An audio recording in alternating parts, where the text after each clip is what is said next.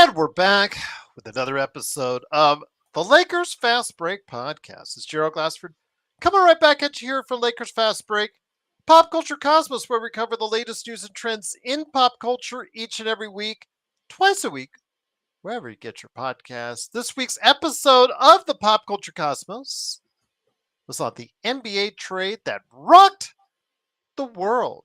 We went deep. Both myself and Xbox, my good friend from Australia who covers our awesome world of the modding scene here at Lakers Fast Break. We talked about Luka, the trade, how it affects the Lakers and the NBA. Go ahead and catch it today on the Pop Culture Cosmos, wherever you get your podcasts. Inside Sports Fantasy Football, I have reached out to Chris Sardieri. I am hoping, Joe, tomorrow night, you, me, Mr. Shano, if you want to bring your nephew in, whoever, we can actually devote an hour to the Super Bowl and talk about that as far as predictions. Whether or not we make it live for everybody, we'll go ahead and decide, or just make it members only or whatnot. So we'll decide all the particulars on that. But yeah, definitely want to go ahead and do another Inside Sports Fantasy Football, our season ender, as we always talk about with the Super Bowl. So definitely check it out. Oh, Robert Wheeler's back. We missed you, my friend. Funny, you leave us for a few days, the world gets turned upside down as far as the NBA is concerned. We were just talking about you on playback.tv/Lakers Fast Break. We're like, have you seen Robert? I didn't see him at the Knicks games. I didn't see him this past weekend. Well, I think Robert predicted 5-1, right? Didn't he? Yes, he did. So yeah, he did. Good hold on. You didn't predict Luka. Yes.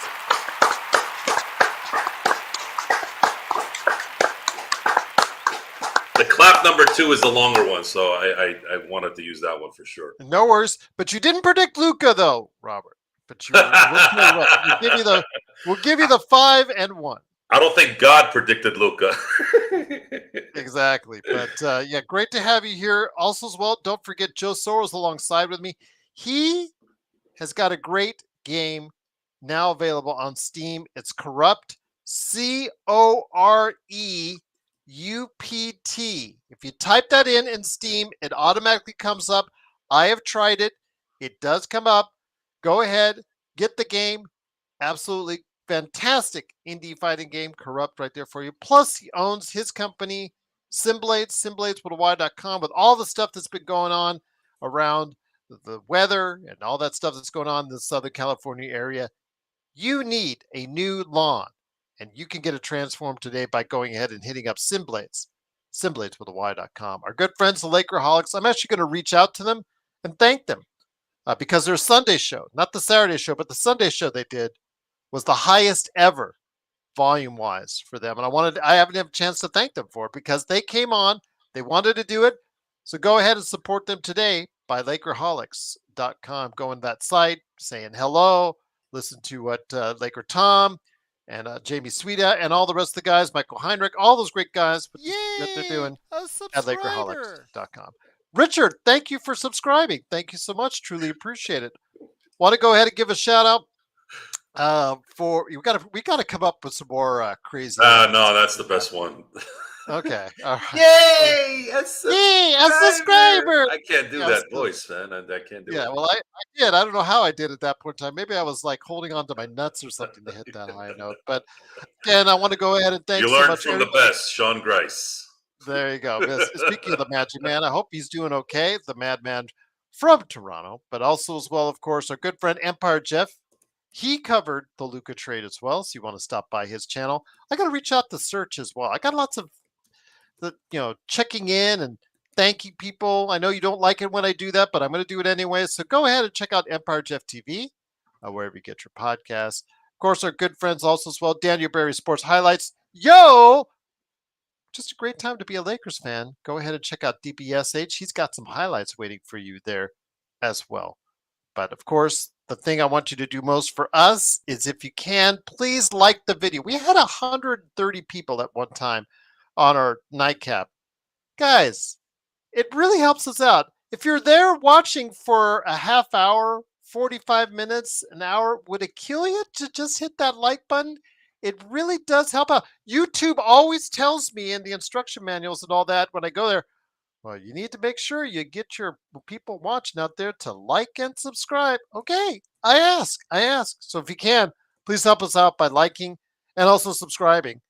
That way, you're going to go ahead and get the latest notifications on when we go live on the air, including our shows tomorrow, because I've got Mike Anguilano coming on at 6 p.m. Eastern. We're going to go ahead and talk some NBA observations ahead of the trade deadline because he covers the Pistons and the Cavs.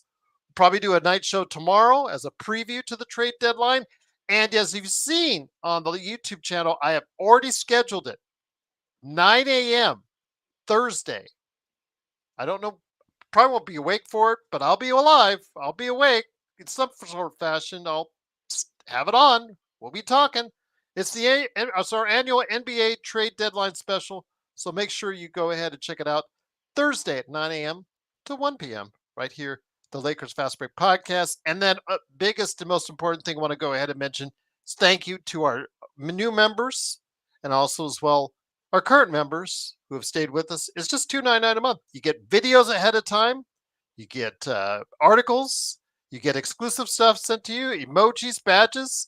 You've got shorts there that will no longer appear on the YouTube page, or in some cases, banned from TikTok as well. So go ahead and check it out if you're a member at $2.99 a month. It's the best deal in town right here from your friends at the Lakers Fast Break Podcast. JY Hen said, what was the Black Olive bet again? It was undefeated on the road trip, by the way, JY. I know you guys like to just think conveniently like we forgot these things, but it was 6-0. Believe me, Joe and I hate olives. We know when we have to eat olives. 5-1 wasn't going to do it. 6-0 was going to do it for us. But the Lakers coming back home did get the 5-1 mark. Robert Wheeler was absolutely prophetic in his words when he said last week 5-1. And we thought, okay, maybe that's a little bit of a stretch, but we'll see.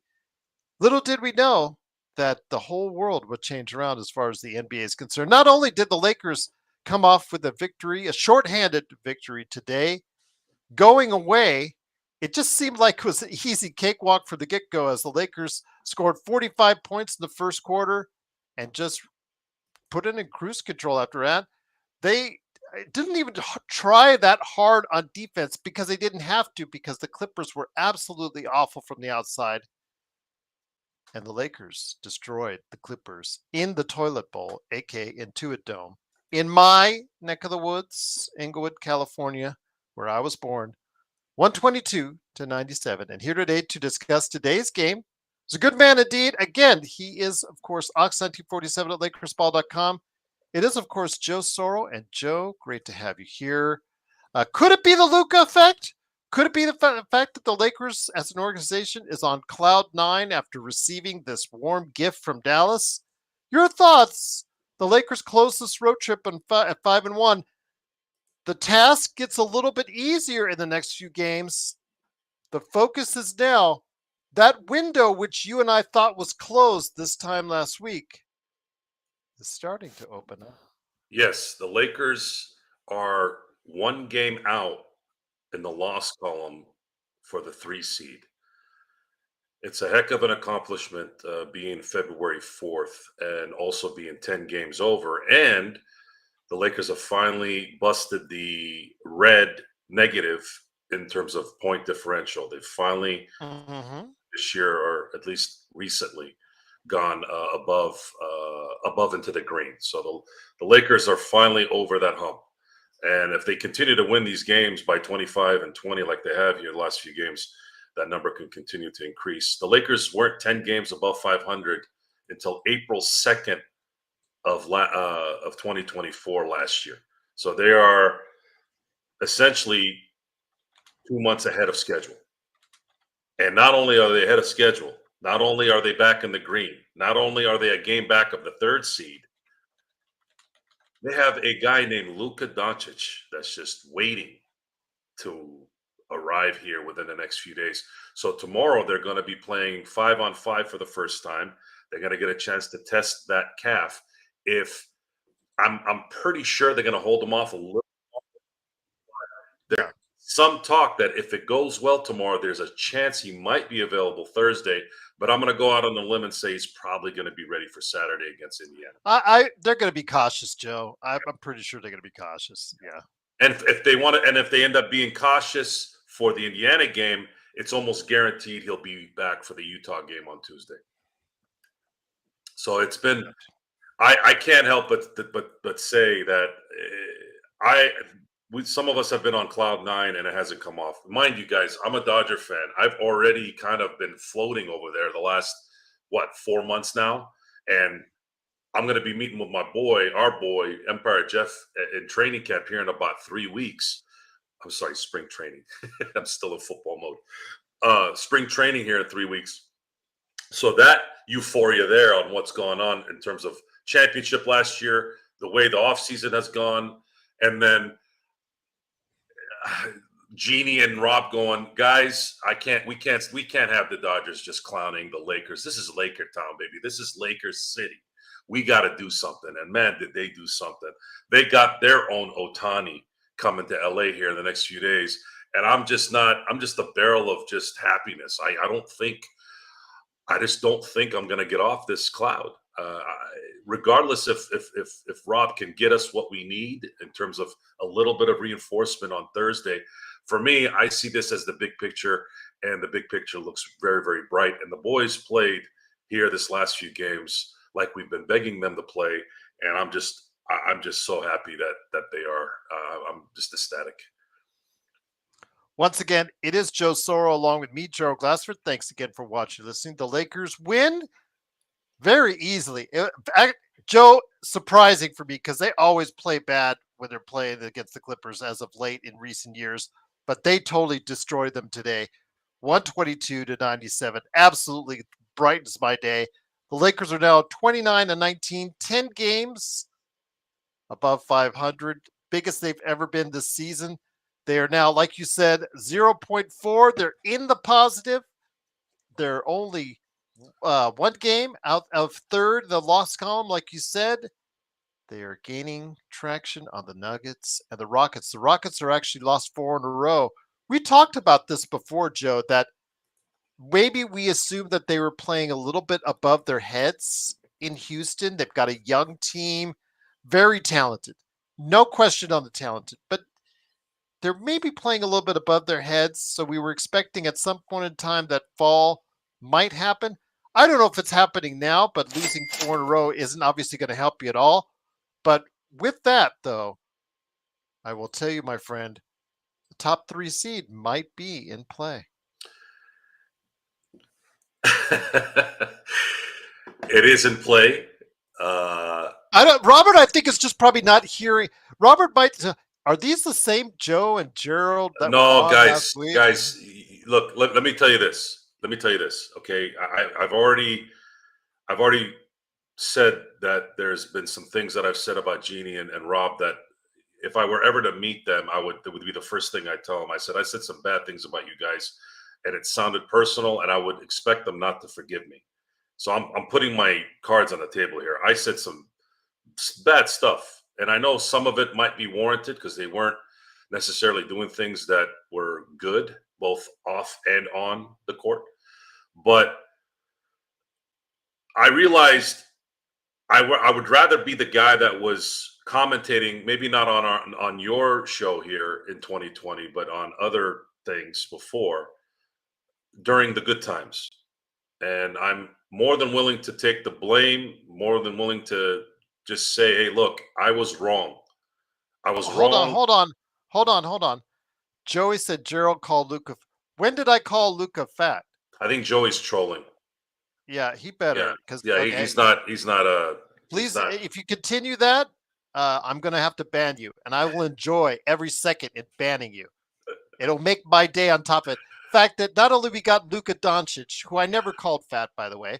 The second thing I'm going to tell you is that we won and we kicked the Clippers' ass. The third is banning you, but that will be a triumvirate of a good day, Joe. Look, I feel too good, and I'm trying to also come straight with everyone and say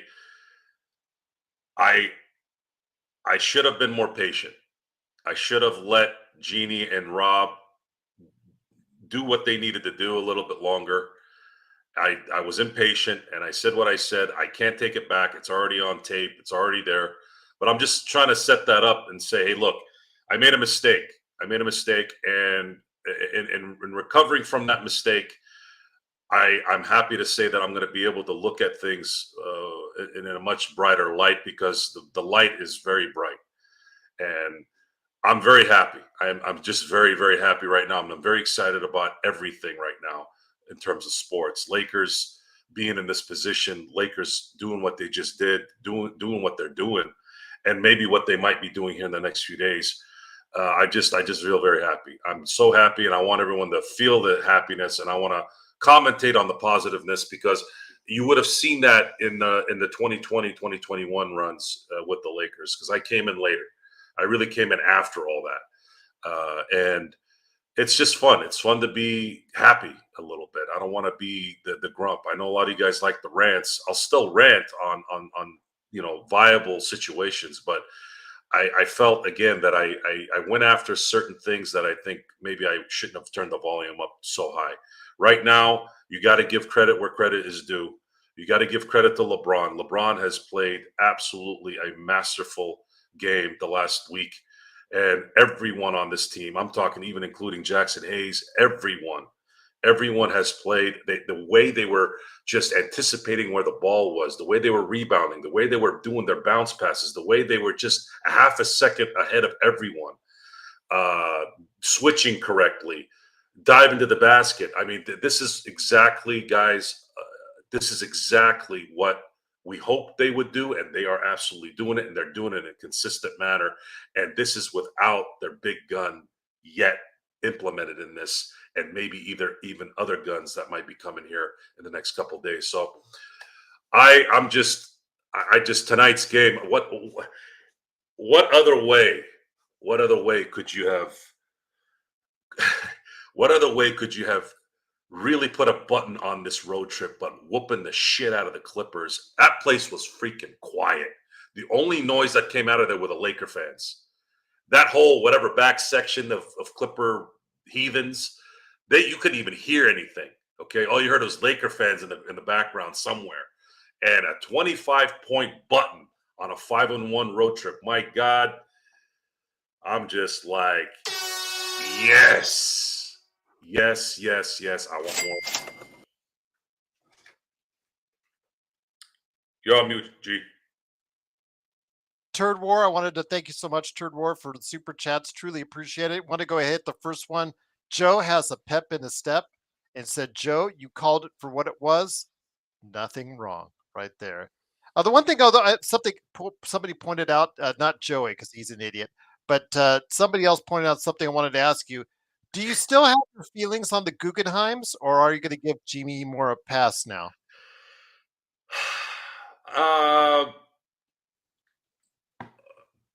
That's something I wanted to.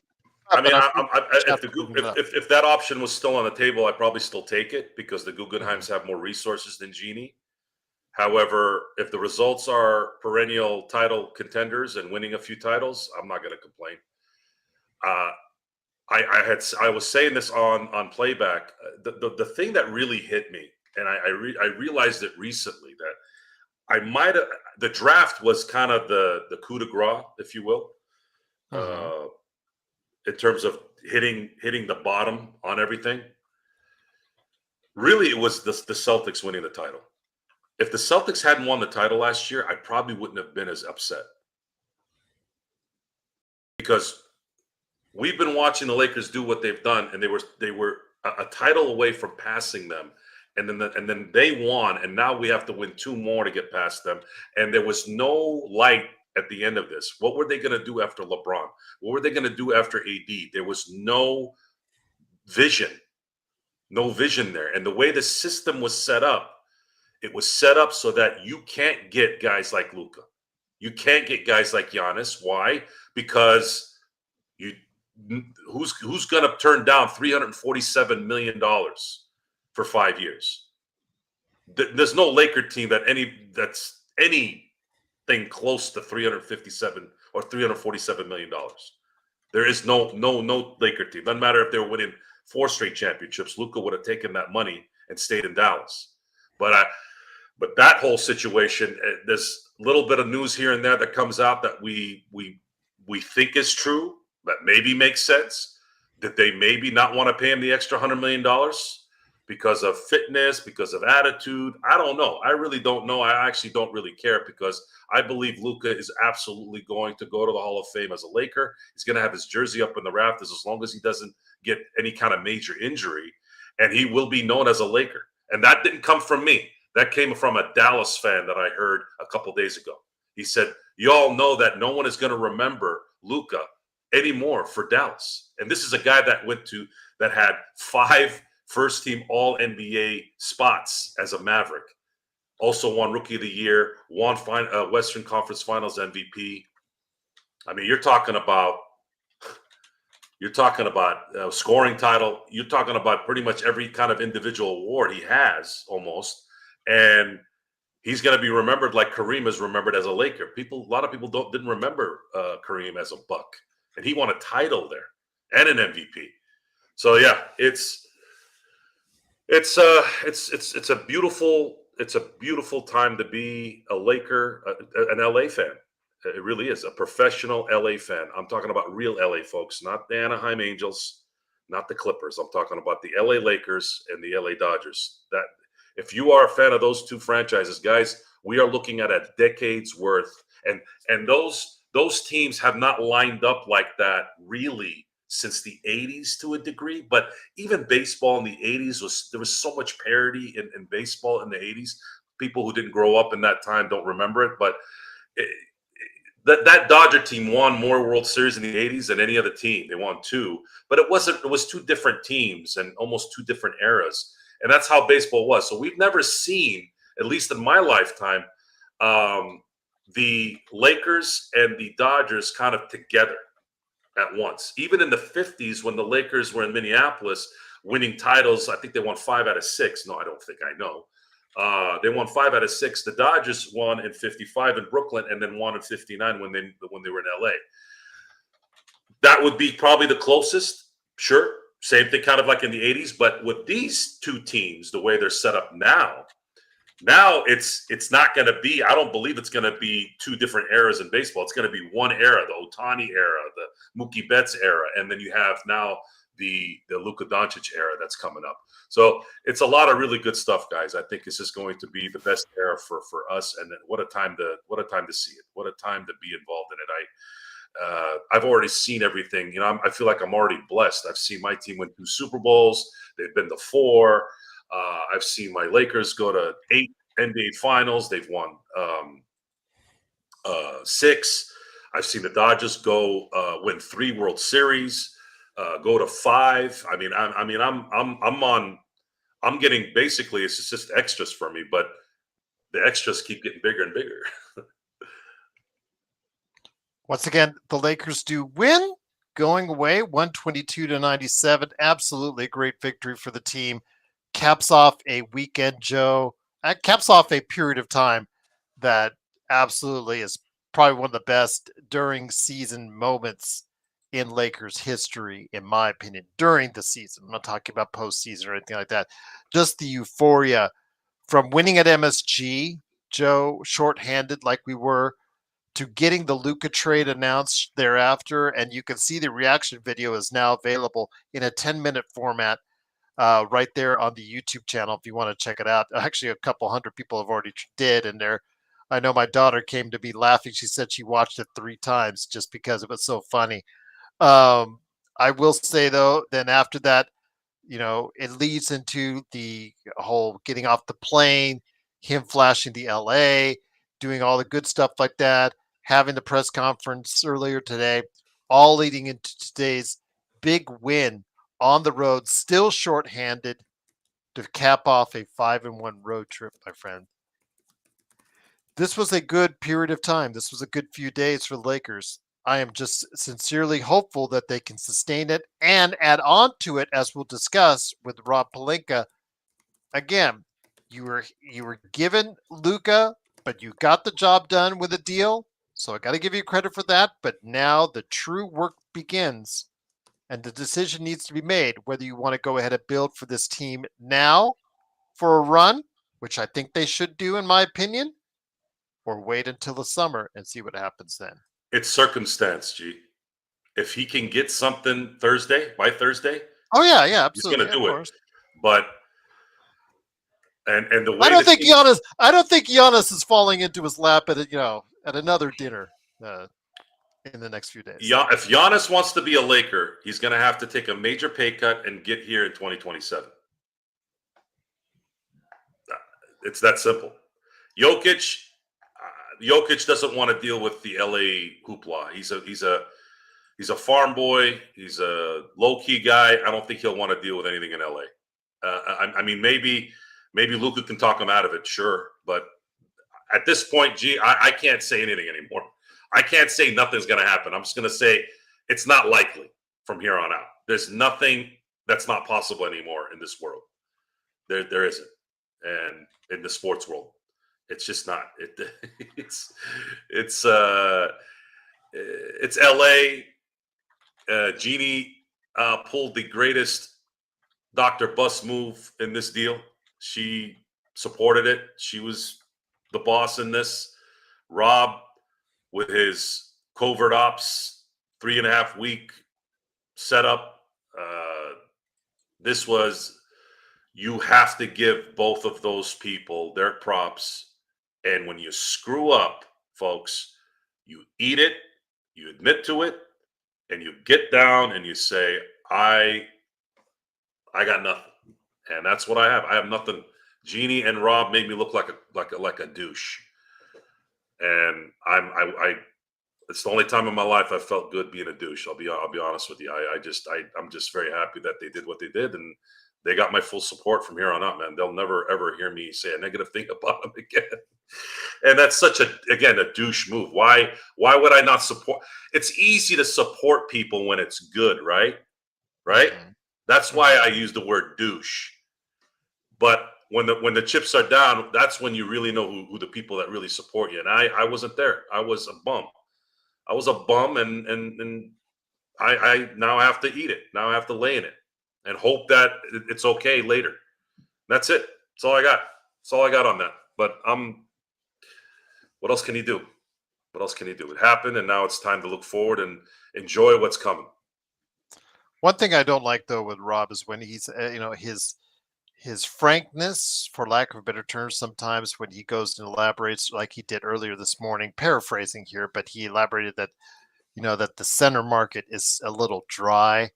Um, that might be the case. That very well might be the case, but I wish you wouldn't elaborate that out in public like that, and just work and focus on getting to the point where you can trade for areas of need to help this team and Luka and LeBron to get them into a better spot. Because again, I've told you, Joe, Luka and LeBron playing in a 7-game playoffs format is competitive against anybody. I didn't say they would win against anybody. So please don't be the idiot like Joey and misquote me out there.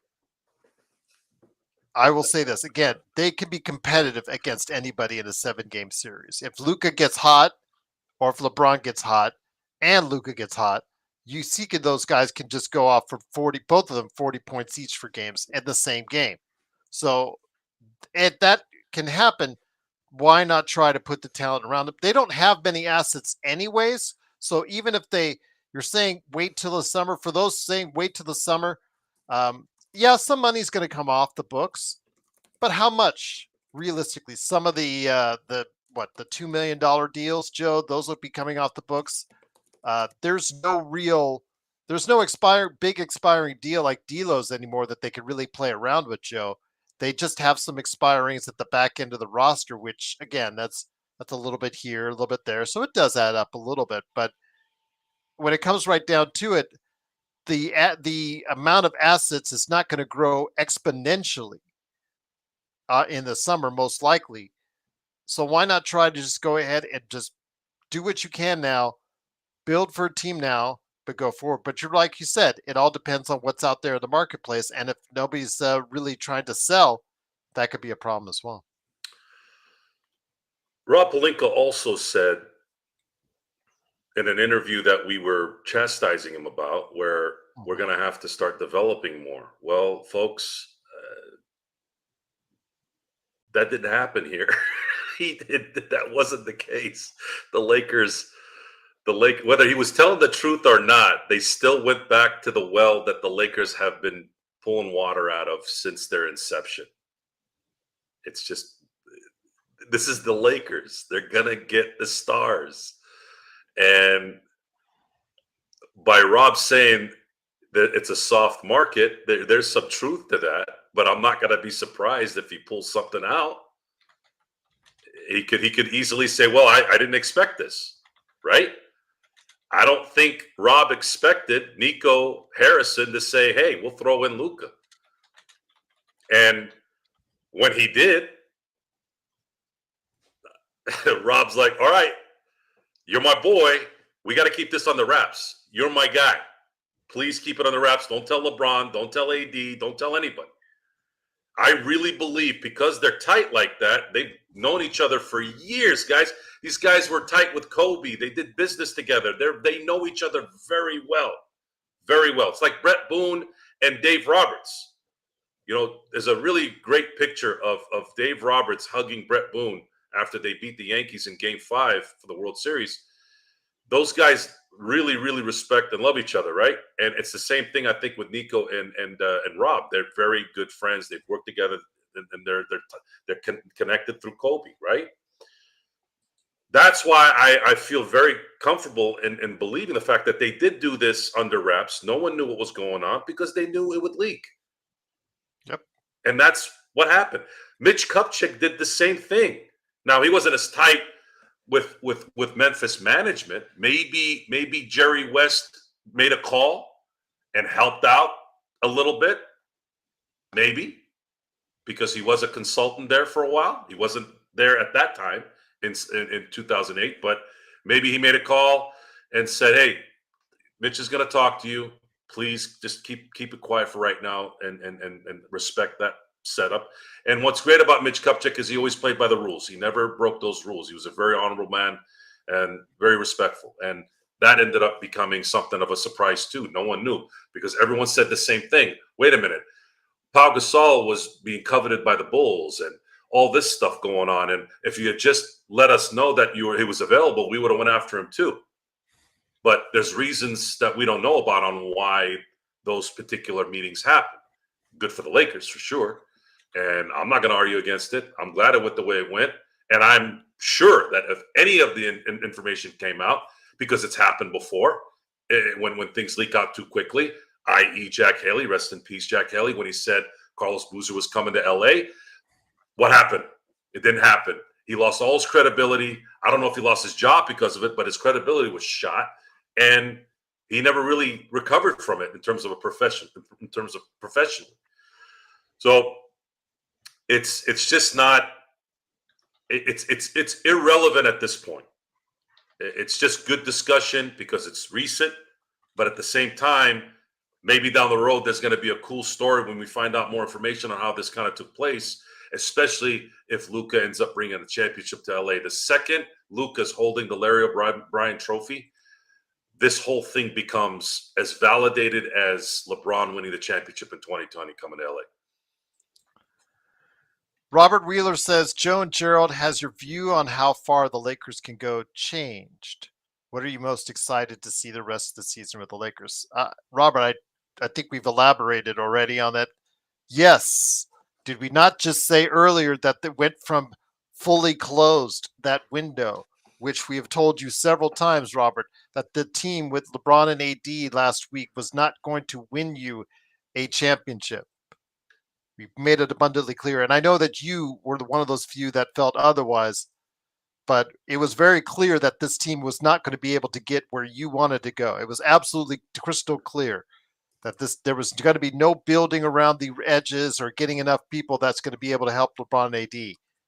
Again, with Luka now here and both of those guys playing to their abilities, you now have a matchup. And what the playoffs are all about, Joe, are matchups. And Luka and LeBron matching up against any team gives them a fighting chance. And if things break right, whether or not we get centers or not, which again, it makes it better if we do, of course, but you put them in a playoff series against anyone in the NBA, and it's going to make that other team nervous. And I'll just leave it at that. Well, here's what you've solved that you were desperately needing that wasn't talked about enough by even us. We no longer have to worry about those lulls with 2 minutes left. You have Luka Doncic. Luka Doncic has a clutch gene, and he is scary. His clutch gene. So what's a clutch gene? It's the first thought would be, oh, he makes the shot when it matters. No, that's not it. It's not only that. It's the control of the game. It's the control of the fear that the other team has of that player making a shot. That is the clutch gene. You don't have to have the buzzer beater every time. That's a part of it, but more so than anything, if you watched Kobe, you watched guys like Luka, guys like Magic and Jordan, and these Robert Ory and D Fish have some say in there, but they needed the ball to go to them for them to be clutch. I'm talking about the guys that can create the clutch moments, the clutch gene. Those guys put the fear of God. And when you look at some of the last second wins that the Lakers had when Kobe was winning championships and competing, right, with Pau and Artest and those guys, there are moments. Is it a coincidence that why is it that all of a sudden, guys like Ori, even though he came into LA already being clutch from Houston, but not like clutch like he was in LA. In LA, he did a lot more in LA than he did in Houston in terms of like last second shots. Well, the reason why he had those opportunities is because he had Kobe having that clutch gene, and it opened up things for those guys. Fish, same thing. And then, of course, they were able to carry that on to other things as well. I'm not just putting it all on Kobe, but it helps, right? That's where they kind of flourished. You saw it with Jordan when it came to Steve Kerr, when it came to Jim Paxson, when it came to those guys. And then fast forward, you had games where the Lakers won in the playoffs against Phoenix, where Kobe had like 4 guys on him. He shoots the 3.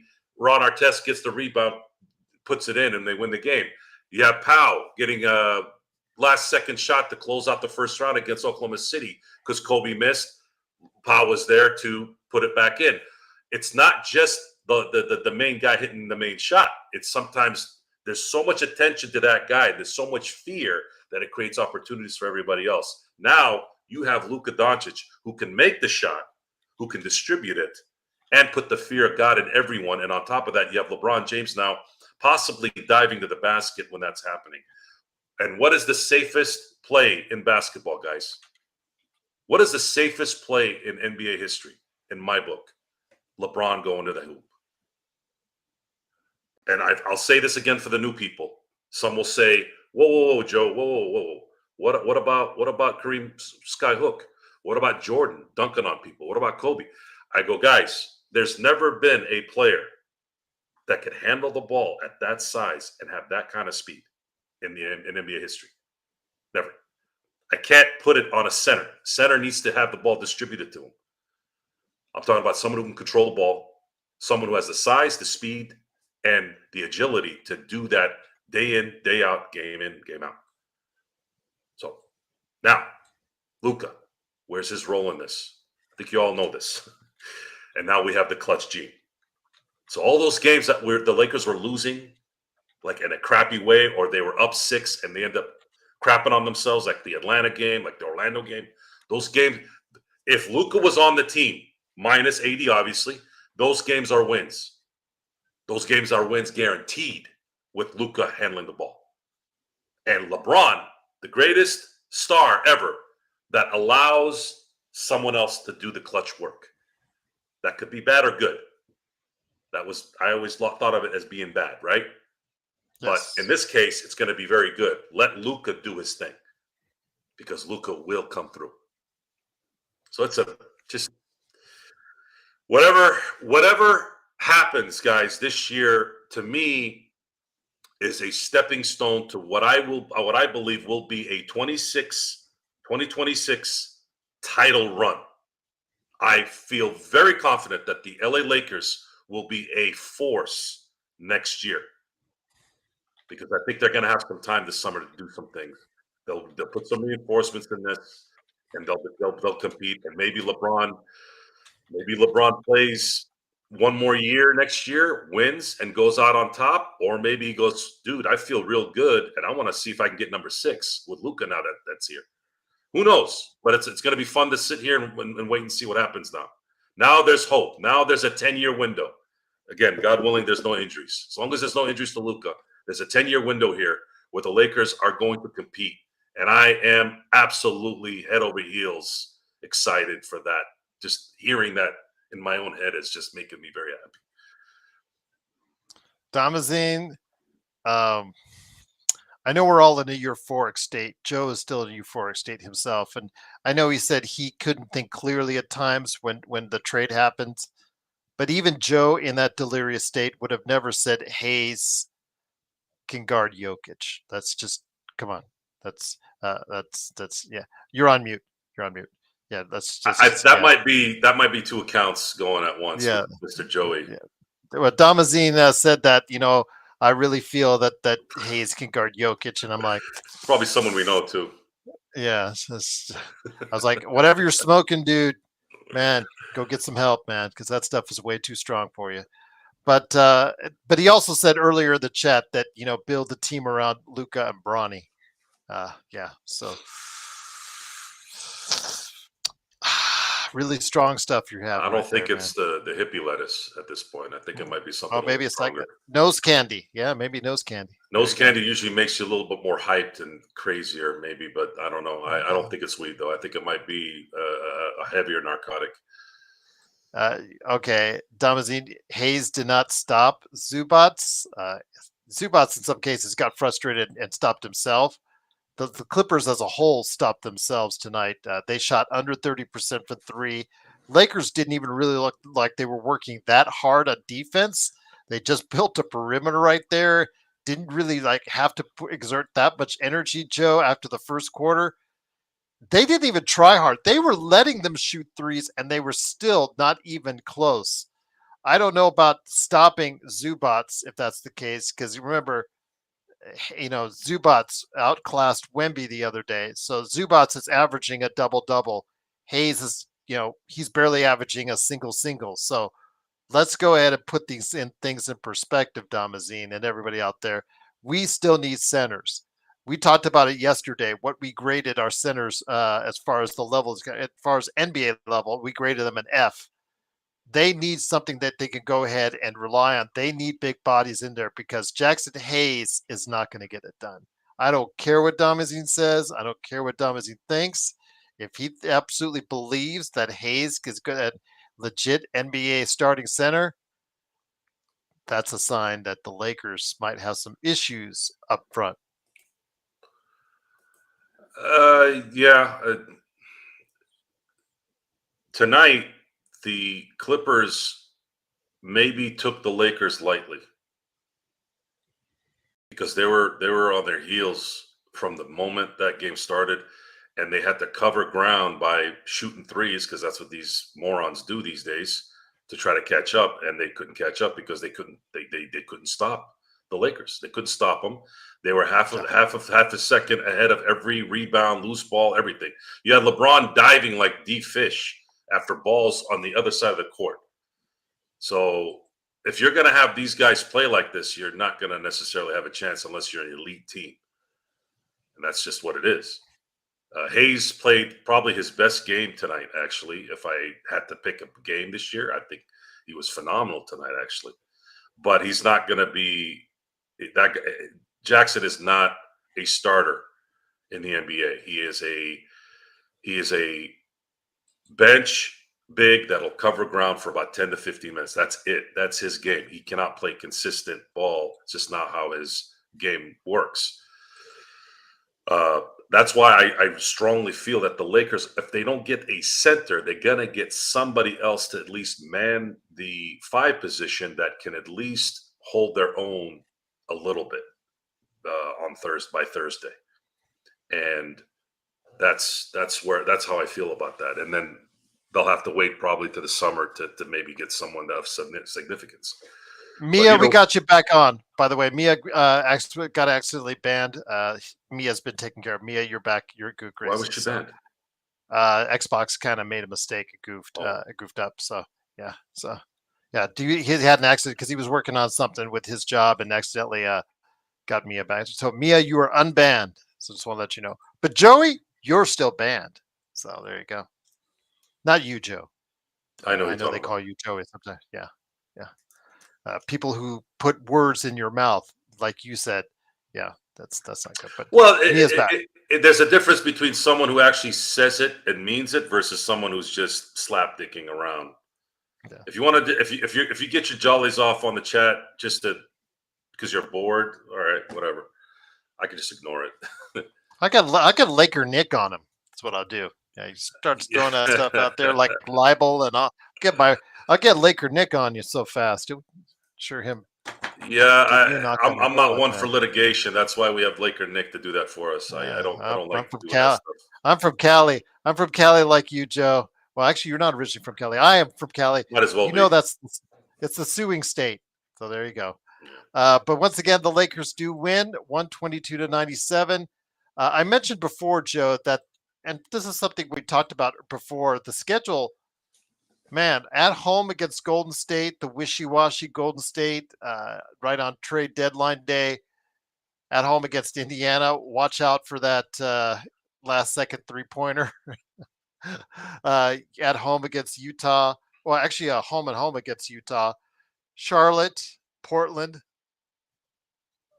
They've got to go another 5-1 here, Joe. I was thinking the same thing. If they go 5-1 again, that would be Leading into Denver's. Leading into Denver. Yeah. amazing because that would take them 14 games over 500 and looking at the schedule, we'll probably have a better idea if Luka indeed does come back for the Indiana game. I'll feel really comfortable with the Lakers possibly finishing those next 5 with him.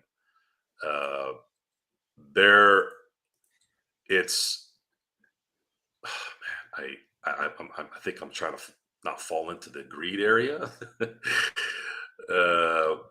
but my God, if the Lakers can somehow squeak out, because I don't think Luka will be back Thursday. I wish he would, but I don't think he will. I feel pretty confident he'll be back for Indiana, and I'm guaranteeing he'll be back for the Utah on Monday. So if the Lakers, let's just say, split the Golden State Indiana games, and Luka comes back for that Utah game, I feel very confident with the way It's the a Lakers Saturday game for Indiana, by the way. Yeah, with the Lakers, if Luka will be back Monday. I feel very almost 100% on that.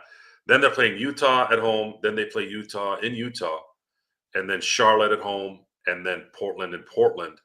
The next 4 games or 5, those next 4 games. I feel pretty confident that they can win those 4 games with the way they're playing now.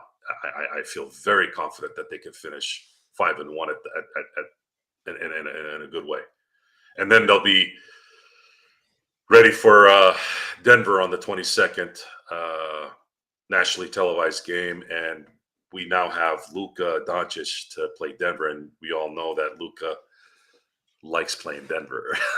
Absolutely. Well, speaking of Luka, we've got a lot of new fans both on playback and also on our show tonight that are transplants from Luka followers. That they were more Luka followers than they were Mavs followers, and it's great to see. And welcome, honor roll student, and anybody else who likes and appreciate Luka. Honor roll student says, "I just want to say congrats to the Lakers for getting Luka. I'm going to follow Luka and the Lakers. Hope Lakers win a chip. I hope Lakers score. I hope Luka scores 100 points and owes." Us Nico and owns us. Nico is a joke, and I'll always love Luka. So there you go. Yeah, very devoted fan there. Good to see. Good to see the love that's out there for Luka, and that it transcends beyond just him being on the Mavs.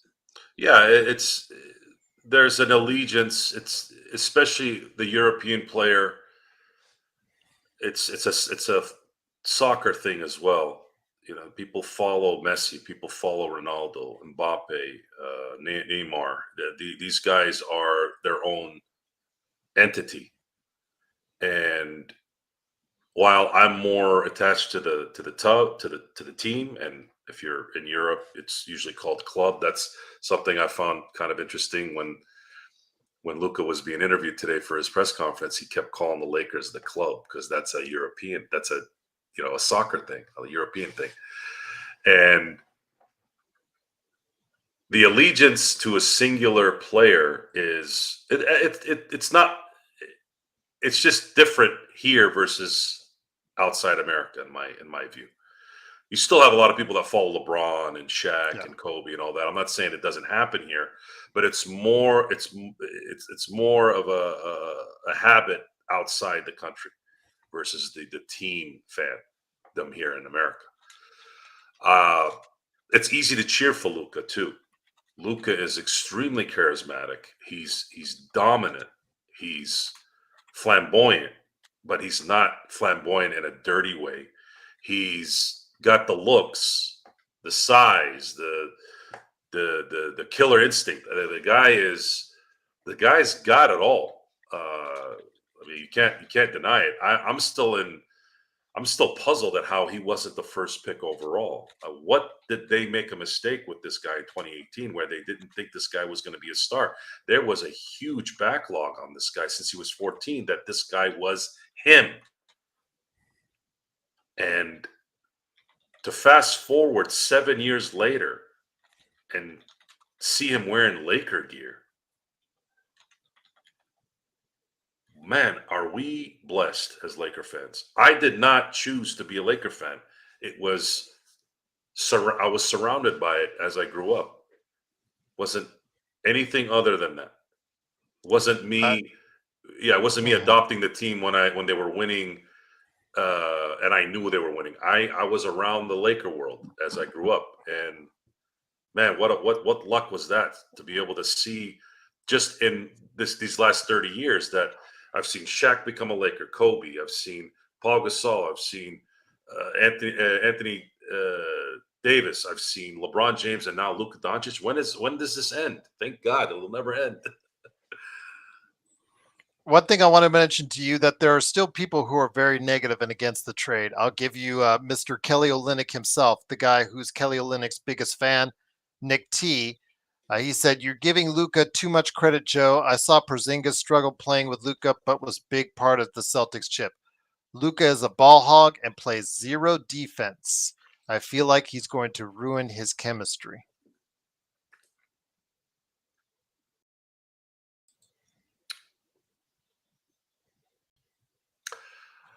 Uh, I'm gonna let Luka show you guys who he is. I'm not his keeper. I'll just let him show you. Luka's gonna show you guys. The only way he won't is if he has some catastrophic injury. Obviously, we have to always throw that in there.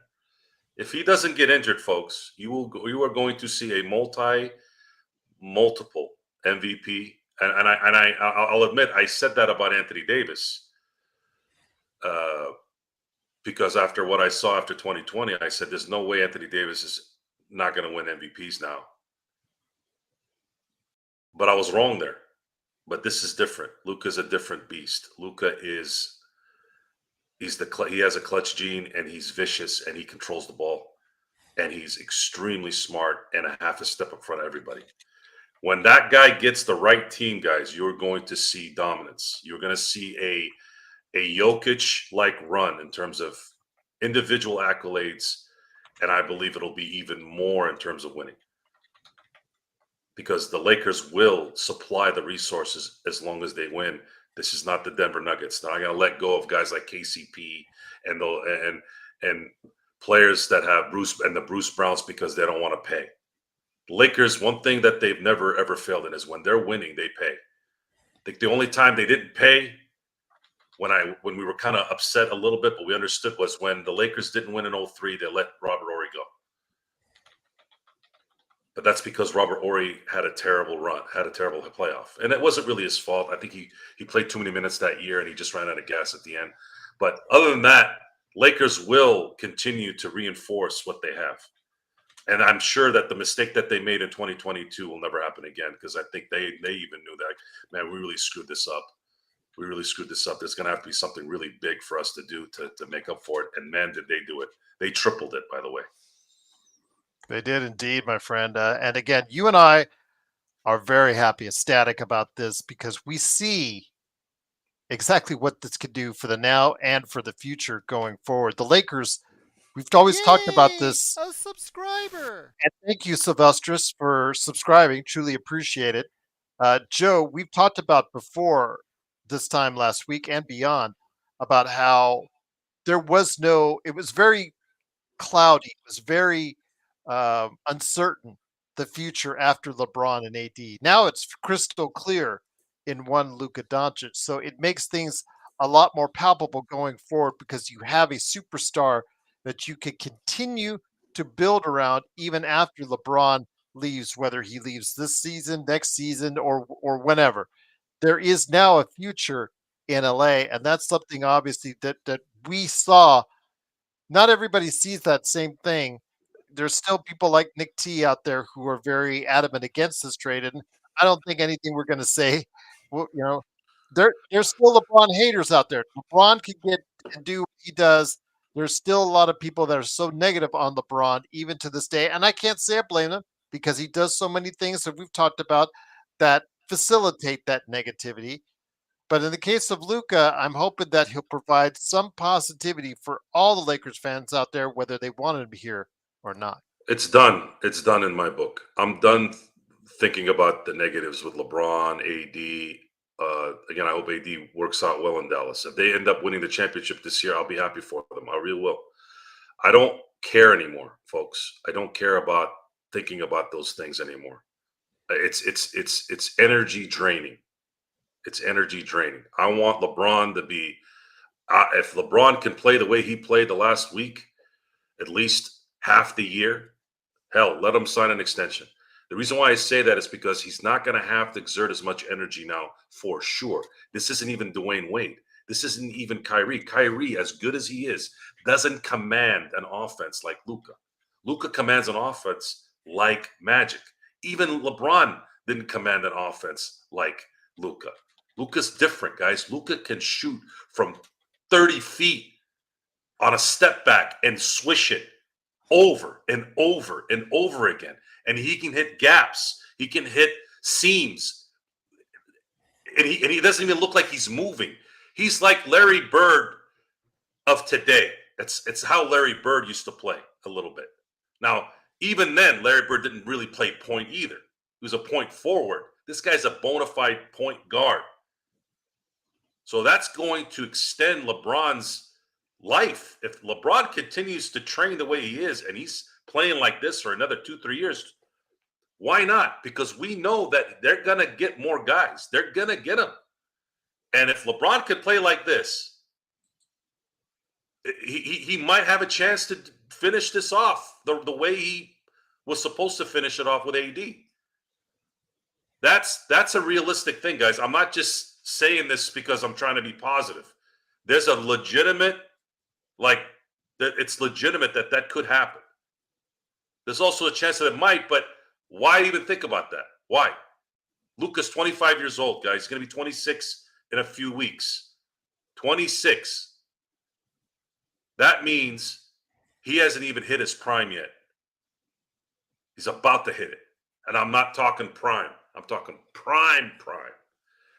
Get this guy the team he needs, and you're going to see some amazing basketball. And LA is going to bring what it brings when they're on. And the NBA got a huge push, guys. Guys, has anyone talked about the Super Bowl? Today was media day, wasn't it? Yes. I haven't seen one thing. One. I've been watching TV all day. I was home all day today. I didn't see anything about the Super Bowl. Andy Reid's not going to retire. That's the only thing I saw. He said for sure. I'm sorry. And Mahomes was stunned by the trade. Yeah. He's very sad about the trade. For Luka. Heard that one. it's going to hurt worse, Dallas fans. It's going to hurt worse because history says when the Lakers get the star, they win. Every star the Lakers have ever gotten has won. Down from George Mikan. George Mikan, Jerry West. The only one that hasn't won, I should say, is Elgin Baylor. He's the only one. He retired a month and a half in on the year where they went 69-13. That's it. Elgin Baylor's the only one that didn't win. He technically got a ring that year, but he wasn't a factor in it. As far as acquiring the talent, because Elgin Baylor was drafted in 1959. He's still the only rookie of the year that the Lakers have ever had too. So any player that the Lakers have acquired that was a star, Kareem, Wilt, Shaq, LeBron, AD, Pau Gasol, all won championships. Some you could even say Bob McAdoo when he was acquired in 1981. He was a former MVP, scoring champion. He won a couple championships. I mean, it's what it is, guys. The Lakers do this. This is what the Lakers do, and I'm ready to make up for my negativity, and I'm going to be talking. I'm going to be talking good now. I'm going to be talking, and hopefully, all is forgiven at this point. And if it's not forgiven, I get it, because the real fans are there when it's hard. Now, we were still there. We were still watching the games, right? We still supported the team, but again, I think some of it got a little too personal, and there's a little regret on my end on that. I think I should have done it better. So I'm just ready. I'm ready to see what happens here in the next couple of days. The next couple of days are going to be very, very interesting. See what might also come here, and can they get just one extra big that you can feel comfortable in the last 5 minutes of a game and not have to worry about any kind of fumbles or anything like that. That's kind of where my head is right now. Once again, it is the Lakers Fast Break. It is Joe Sorrell along with me, Gerald Glassford. Thanks again for watching this. Truly appreciate it. So the Lakers, again, they still have a glaring need in the middle. Again, if you are giving praise like JJ did after the game to Jackson Hayes for a 6.6 rebound performance, okay, fine, all right. Still, Zubats did out rebound him, so he did only got 8 points. True, but then again, the entire team for the Clippers struggled mightily from all over. So, just seemed like one of those games where the Lakers just absolutely had their number. But be that as it may, I still think again the Lakers are one, possibly two big men away from really making me feel like this is a team that could really go places. But again, even in its current format, Joe, put them in a 7-game series and anything can happen if one of those two or both get hot, because both of those can light it up as far as just be able to take over a series. Even LeBron at this stage with Luka behind him now could really, benefit from this. He doesn't have to go ahead and do everything like he's had at times. We've talked about the LeBron on 5 before, iso ball and all that. Yes, iso ball, it will be. That's just going to have to be the way you're going to see it for a lot of times. But be that as it may, again, there's a glaring hole in the middle. What would you do about trying to shore it up sooner rather than later? I asked the question, if you switched out Kyrie for LeBron last year in the finals, is the result different? I had never seen Kyrie play as bad as he did in the 2024 finals. He was absolutely neutralized. And then the Celtics made Doncic play defense. They ran at him because they knew all his energy was going to have to be spent trying to keep Dallas in those games. and it worked because Kyrie could not bust out of whatever he was getting busted on. And guys like Lively and Gafford, that's a different area, guys. That's a different level. To ask a rookie to play at an elite level in the finals is difficult. A Gafford is good, but he's not that good. And they couldn't. Kyrie could not bust out of getting really dominated in those 5 games. He was non-existent, and they needed Kyrie to be 2016 Kyrie to have a chance to beat Boston. And Boston had lost a lot of close series. They were seasoned, they were conditioned, and they were able to take advantage of the matchup. So substitute Kyrie Irving for LeBron James playing the Celtics. Is it the same result? Does it at least go 7 instead of 5? It's debatable. I think if LeBron is on that team, I actually think Dallas wins in 7. I might sound like a homer, but I just don't see how LeBron would have been shut down like that. I don't think with someone of Luka's caliber. So insert now this team. Now you have LeBron and Luka. Yes, we don't have a Lively. Yes, we don't have a Gafford, but we have Rui hitting shots. We have AR hitting shots. If Connect can hit his stride, he's a threat also. You have more of a kind of a small ball team versus kind of a big team. Maybe that might match up better with a Celtic type team. Who knows? I don't know. I'm just throwing that out.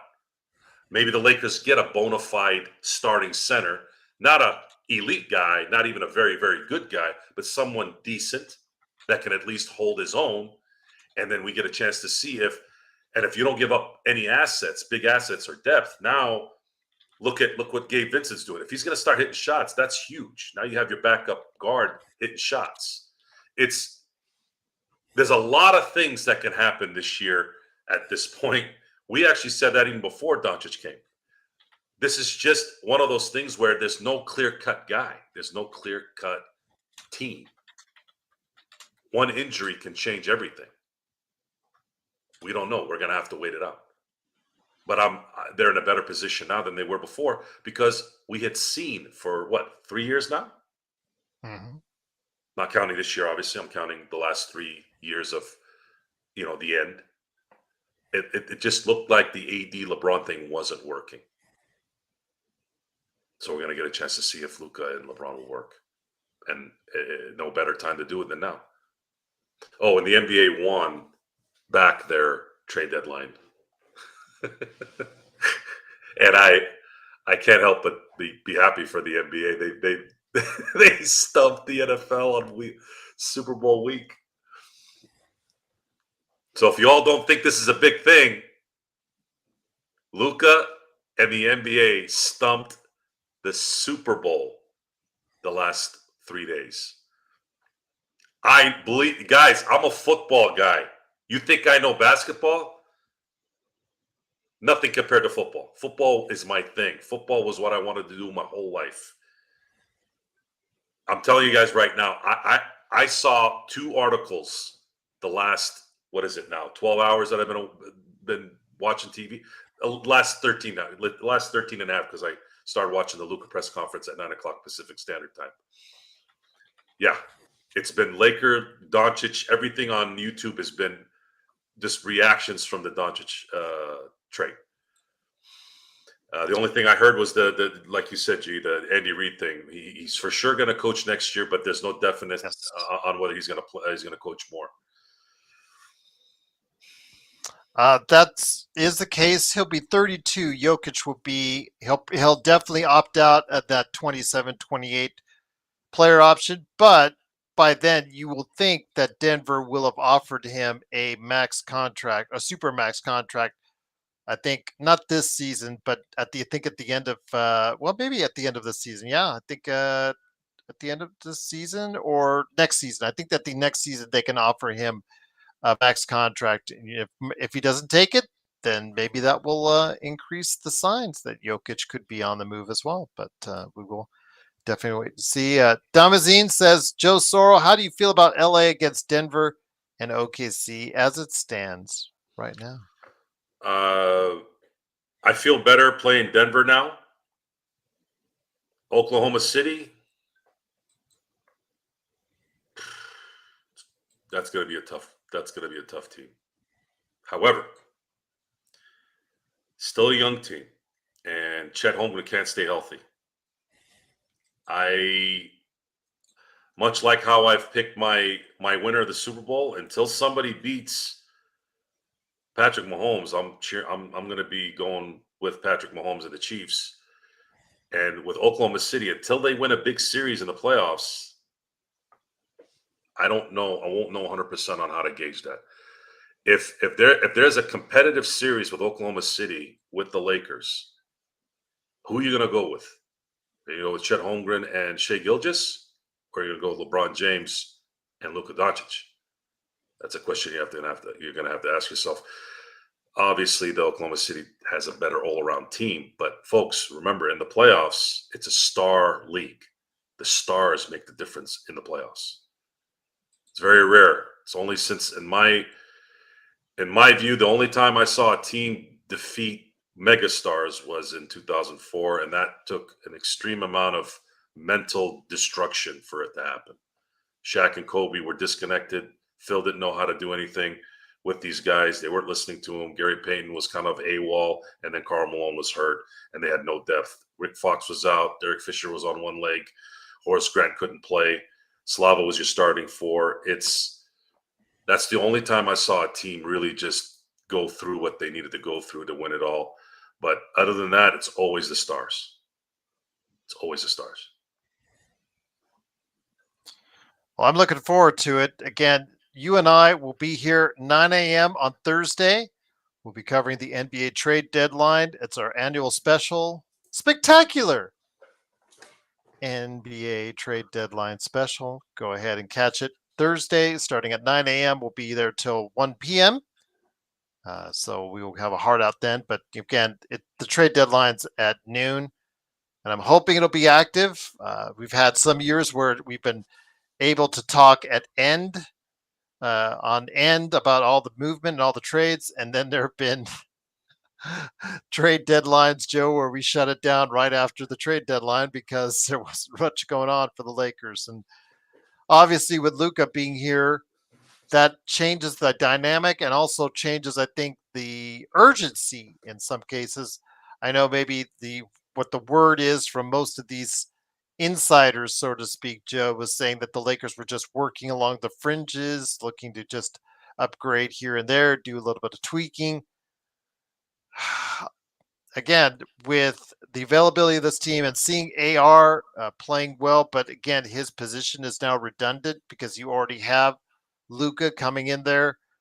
Do you really want to put Austin on the bench? Which again, you and I both think that is the best spot for him. But if you're Austin, financially, it's not in your best interest because you have a contract extension or new contract that you'll be playing for here in a couple seasons. So your thoughts, though, my friend, with the trade deadline coming around, is Austin going to be on the move? Is Rui going to be on the move? Is that first round final draft pick going to be on the move? If I had to pick a yes or no answer, I'm going to say no. I believe Rob is going to try to get a center that could be viable with as little resource to be sent out as possible. Mm-hmm. That's what I believe he's going to try to do. The only way he moves Rui and Austin is if it's almost the same situation with AD and LeBron before the trade. It has to be a third guy that is going to make a huge difference. Someone who could score at will, someone who could maybe play some really solid defense, that type of guy. I don't know any players out there that'll be available that could do that aren't making $50 million. I don't know who's out there, who would be out there. You're not going to go get Durant. That's not going to happen. You're not going to go get Jimmy Butler. And even in those cases, I just don't see it. I don't see it. I think Durant, there's a really good chance. I think Durant gets back to Golden State. I think if there's anything that's going to happen with Durant, I think he ends up going back to Golden State. Mm-hmm. Jimmy Butler's an enigma right now. Who's going to take this guy? This guy sabotaged everything. If I'm a team, I wouldn't trade for him. I wouldn't want to give him any money. What, the second you tell him I'm not giving you an extension, he's not going to play hard the next couple of years. So why would you go trade assets for him? Pat Riley is going to have to give him away for free as you can give a player. That's $50 million. You're going to have to find somebody who wants to, maybe Portland, but I don't know. Simons and Grant, Ayton. Maybe if those guys want to get rid of those players just to get from out of their contracts, I'd say for sure Grant. I don't know. I don't know what the hell Miami's going to do with Jimmy Butler. So who else? Who else is left? You're not going to get Giannis. You're not going to get Jokic. Those guys are not going to be. You can't get really anybody that has any kind of flexibility in the money side. You know, the Sexton thing and the Kessler thing. I think from what happened to Danny Ainge, I don't think Danny Ainge is going to want to do anything with the Lakers now. Danny Ainge has to go to sleep now, especially if the Lakers end up winning a championship. He's going to have to go to sleep now knowing that he bridged a Laker dynasty. That right there should give Rob Pelinka free reign forever. We didn't talk about that. We haven't talked about that enough. I'm still trying to figure out how he got left in the dark. I mean, that was as badass a move as you can get in this business. Seriously. Danny Ainge prides himself in being the guy that gets up on you, right? This guy got up on without even knowing. That's how you know you're a G. That's how you know.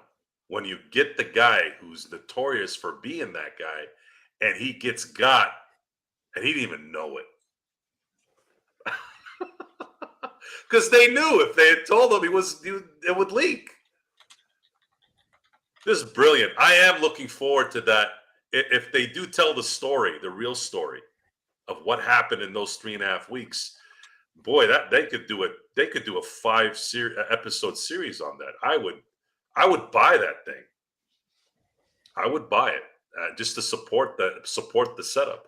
I can get any movie or any TV show I want without having to pay for it. But I bought the box sets to The Sopranos, Entourage, Breaking Bad out of respect. Out of respect for those amazing series. You got to give respect, guys. You got to give respect to those guys that do things that are extraordinary. And all it needs is one title to validate it. Really. In the end, it's just, we would like more, but one validates it. I do want to mention, though, because the Lakers have been red hot in the past 3 games from 3. I know Robert and both Rodell were talking about it in the chat. I want to say right now, they do make more. They do make about, 12.1 to 11.6 from last year. They do make 12 3-pointers a game, which is up from last year. But their percentage is down comparatively last year. Last year, they finished in the top 10. I believe that they were 8th, if I'm not mistaken. This year, they're about 1.5 percentage down. They're 15th in the Western Conference, or in the NBA, 15th in the NBA in 3-point percentage. So they make more, but they're shooting more. So they're shooting it at a less percentage right now. And Luka is a volume 3-point shooter. He is 35%. So like what LeBron is for the most part. LeBron has been more accurate in the past couple seasons.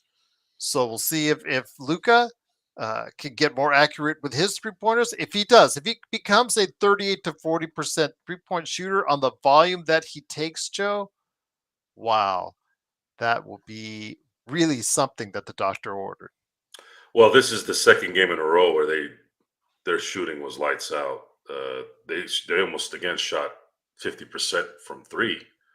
They made 19 in the New York's game, and they made 18 tonight. and then they shot 55% from the field. And then, we talk about this all the time. You got to hit your open shots at least 40% to 50% of the time. They're open.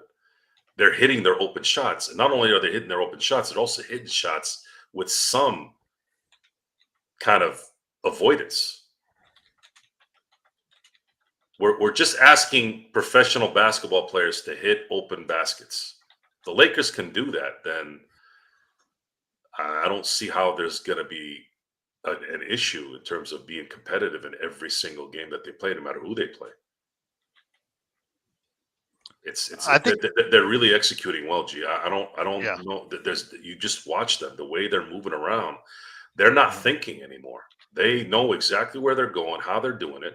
They're adapting to the talent, because New York and LA are two different type of teams. They're not the same team. They both shoot a lot of. Every team shoots a lot of threes, but the Clippers were supposed to be more reliant on the big man down low, right? They have Zubac there, whereas the New York Knicks don't necessarily. Since Hartenstein left, they don't really have anybody down there. It's more small ball type thing. So the way they adapted to both games was, and the way they dominated both games, guys. For those of you who missed the game, the Lakers did not, again, in back-to-back games in New York and in LA, they did not show any sign that they were going to lose any of these games at any point in the 48 minutes that they played in each game. The little runs that they made, they broke it down to 12 in the third quarter, and then boom, all of a sudden Austin Reeves hits a three and then gets a layup right after that. Done. You could see the body drop right after that, and then it really dropped when Vanderbilt hit that three in the corner, and I think he started talking shit to somebody behind him. That was it. I said, if Vanderbilt's going to start hitting threes, you guys are toast tonight. I'm just going to say something that Rodell pointed out, because he said, if it goes up from 35% to 38%, he thinks that's only one more made three a game. He said that's not really much of a difference.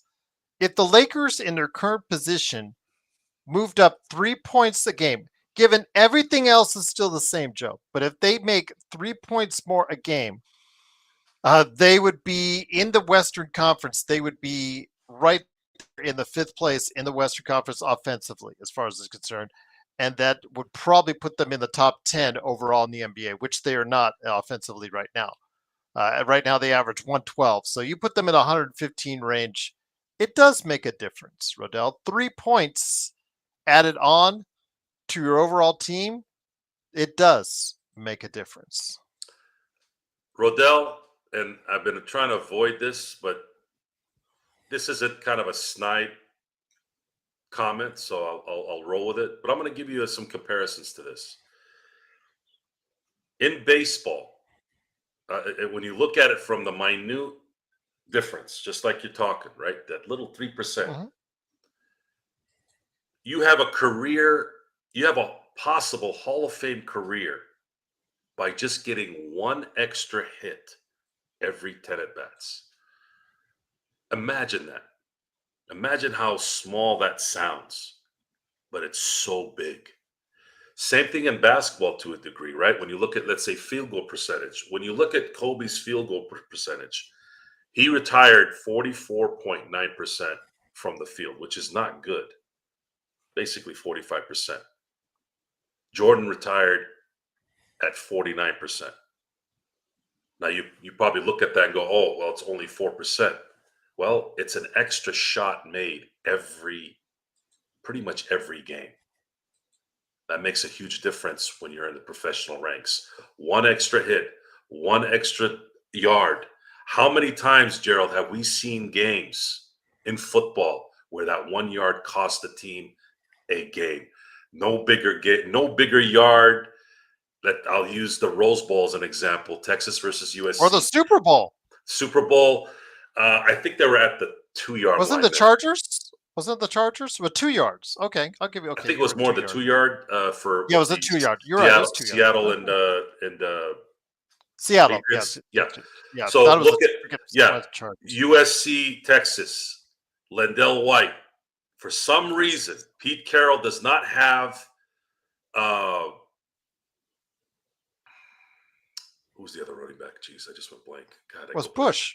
Reggie Bush. For some reason, he didn't have Reggie Bush in there to at least be a decoy. Just have him run an out and have Lendell go, because somebody would have shadowed Reggie, right? Yes. If Lendell gets that yard on 4th down, the game is over. That extra hit in baseball can take you from minor leagues for your whole life to being possibly a Hall of Famer. So that's how close it is. That's how the margin of error. That's why fundamentals, technique, focus. When you get to this level, everything matters. Why did the Lakers play so well tonight?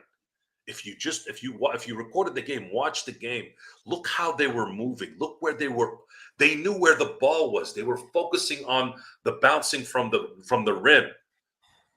The Clippers had no preparation for that tonight. I don't believe they thought the Lakers were going to be that in tune tonight after being on the East Coast for what, a week? Never underestimate your opponent, guys, because they come and surprise you. And it was nice. It really was nice. They busted their ass. Clippers laid an egg. Clippers laid an egg. Yeah. That they laid an egg, but the Lakers took the egg out of their ass. I think this trade really had a lot to do with it, Joe. I think this fired this team up, and I really think that they came in there really on a high because of the Luka trade. I really think that it had a Luka effect for at least tonight. I'll leave it at that. But I could see it in the way they play. LeBron had even with the extra day off, Joe, but traveling from East Coast to West Coast, that's still rough for these guys. He just see the lift that he had today, the energy he had today. I think again, as he said in the post game, if he had any concerns, he would have waived his no trade clause and got up out of here. He wants to stay a Laker. It is clear. He abundantly made that clear tonight with his play and with what he said after the game, Joe. LeBron loves Luka. Guys, there's an interview after they won the championship that fall when they were getting ready to play the next season. It was between the COVID and the new start of the season, right? 2020, yeah, still 2020. He wanted Luka to be the first team LeBron Nike guy, and Luka ended up going Jordan, the Jordan brand. And this is secretly, he's trying to not disrespect AD, which is a good thing. AD, I have nothing against AD. I love AD. I'll always love AD. He's going to get his jersey up in the rafters one day. He's a champion. He won't get a statue. If he had won a couple more championships, he probably would have. But I'm not. Look,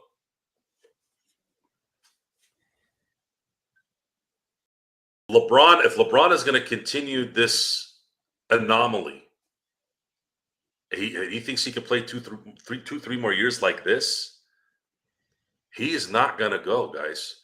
And he's going to play probably with his best teammate ever. Luka is that guy. And he is going to relieve a lot of pressure. Dwayne Wade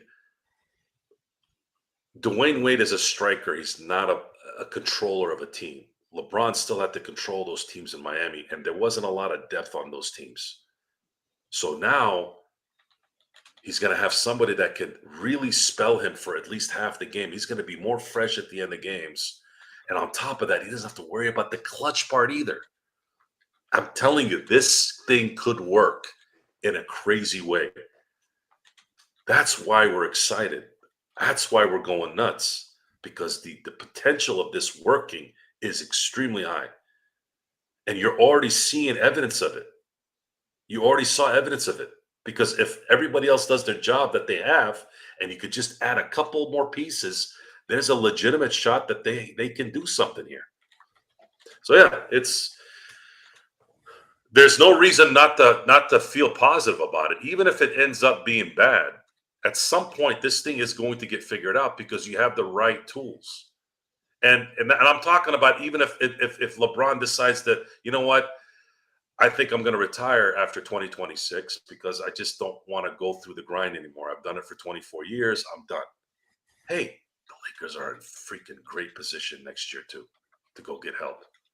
And even better in 2027, especially if some of the guys that could opt out, opt out. The salary cap's going to go up too, so a lot of these guys are going to make more money. It's going to open up more space for the Lakers too, so they can bring in more guys. The future is very, very bright. The Dodgers and the Lakers are set for the next decade, and we're going to be here for all of it. And I can't wait. I really can't. I'm just very happy about it. Sports Baby says, guys, what if Luka doesn't take the extension that probably the Lakers will try to offer him in the offseason and wait to go see what offers he can get? Will this be for nothing if he leaves after 2 years? I don't believe he'll leave. He's already lost $100+ million. The Lakers have his bird rights. They're the team that can offer him the most money. Plus, there was a stat sheet that I saw, or a number sheet, where it says if Luka does a couple of tweaks in his contracts, he could actually end up getting that money back. Less the taxes, obviously, but he can get that money back to where he can end up getting, I think it was what, 430 million, something like that. Yeah. Adjusting to the new salary cap. Luka would likely, you can say likely, be able to make up some more of that money with a Laker jersey. I'd like to say, I think, no, I'm not saying like. Look, guys, I've even thought about getting a Luka jersey now. I would have never thought of getting any jersey. This is the first time I've wanted a jersey since Kobe's jersey, black jersey, before the Black Mamba jerseys. I have a black, like a Adidas one when they were with Adidas still. Black, just like the Mamba ones, except it's the Adidas one. That's the last time I've ever wanted a jersey. I want a Luka jersey now. So I am pretty confident that he's gonna make a lot more with his jersey as a Laker versus what he's probably made with Dallas. So he could probably make up some of that tax money he's losing in LA. I'm pretty sure of it. And endorsements. JY says, as of now, who do you think won the trade as of today, Joe and G? JY, have you not been listening to the past 3 days? I'll just leave it at that. A lot of the ex-players are saying the Mavs won the trade. Again, do you not hear what we've had to say over the past 3 days on who won this trade? It doesn't matter who thinks who. Mhm. Doesn't matter who thinks who won. You have to understand circumstance right now with where the Lakers were. The Lakers were not really moving to where they needed to go with AD and LeBron. It wasn't likely they were going to win a championship again. Even if they were playing well together, there was still something missing with AD and LeBron being the flagships. Not only that, you also switched out a 31, soon to be 32-year-old player for a 25-year-old, soon to be 26 player who actually has better control of the game and has a clutch gene. Just from the age difference, you're getting a player that's 6 years younger. Guys, the average NBA career, I think, is what, 4.5 to 5 years? Mm-hmm. You're going to have possibly the best player. What's up, Danny? How you doing, bud? You're going to possibly have what could be the best player in the NBA at the prime of his prime. Kurt wants to know if you will talk more about Ainge not knowing he was helping the Lakers when they, about that trade, utilizing them as a third party and then realizing what it was for. Can you please talk more about Ainge not knowing? So Ainge apparently didn't find out until 30 minutes before the trade went down that he was a part of the bridge to make the contracts work. See, Ainge was so infatuated with those draft picks for nothing and an expiring contract, maybe he wasn't focused on what was really happening. And my guess is because he knew late, he couldn't really do anything about it. Otherwise, he would have been, I don't want to say blackballed or ostracized by all the other GMs or the NBA in general, the culture of the NBA. I don't know. He had to eat it.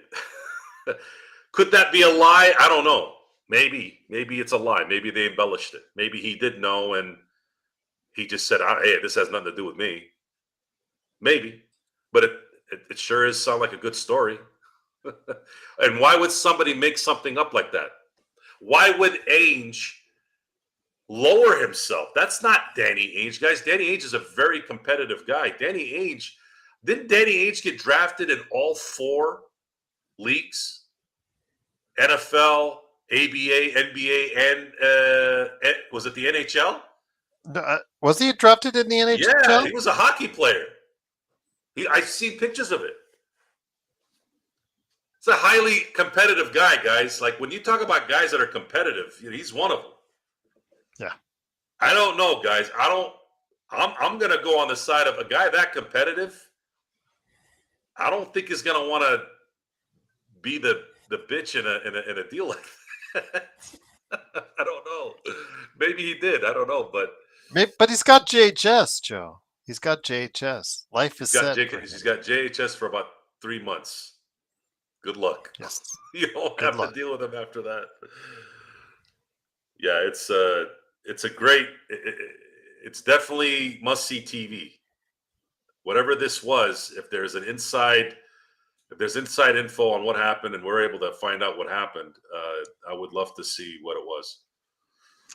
J-Bay says, let me ask you guys, if given the choice, would you rather trade Dalton with 2 first-round picks or Christie with just 1 first round? Christie with Christie. Yeah, not even. I wouldn't even blink an eye. Connect has a higher ceiling than Christie in my book, and yes. The 1 pick is going to be important right now, especially right now, in case they need it for this summer if they shouldn't do something here by Thursday. Yeah, well said. Yes, very well said. Christie right now is apparently making me look pretty bad too. Looks like he might be a valuable NBA player. I think he'll be a rotation. I've always said this, Joe, from the get-go, that he'll be a rotation player in the league for the Lakers or someone else. But once you start depending on him, he's a guy in the playoffs that's going to get really worked on because, again, he's very slight of build. He's not strong, and his shot is inconsistent at this point in time. I don't think his output, his offense has been inconsistent with the Lakers. So hopefully he can find some of that consistency in Dallas that he didn't have as a Laker.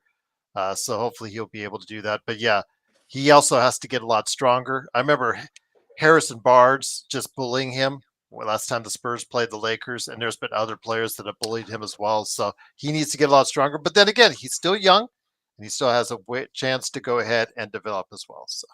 Yeah, it's quite clear that the Lakers felt the same way, that Connect has a much higher ceiling than Max. Not to downgrade him. It's just I feel that Connect is going to be an integral part of the Lakers in the future, and I would rather not mess with that. Yeah, I agree. I absolutely agree. But again, it is, of course, the Lakers fast break. The Lakers do win tonight, 122-97. Absolutely a great victory for the team, capping off a 5-1 road trip. They're 29-19. They are still 5th place in the Western Conference, but their position, as what we said to Joe, what we said before the road trip, before Luka, before all was said and done on that, we said that this team had to go 4-2 and get closer to the 2nd, 3rd, 4th place team.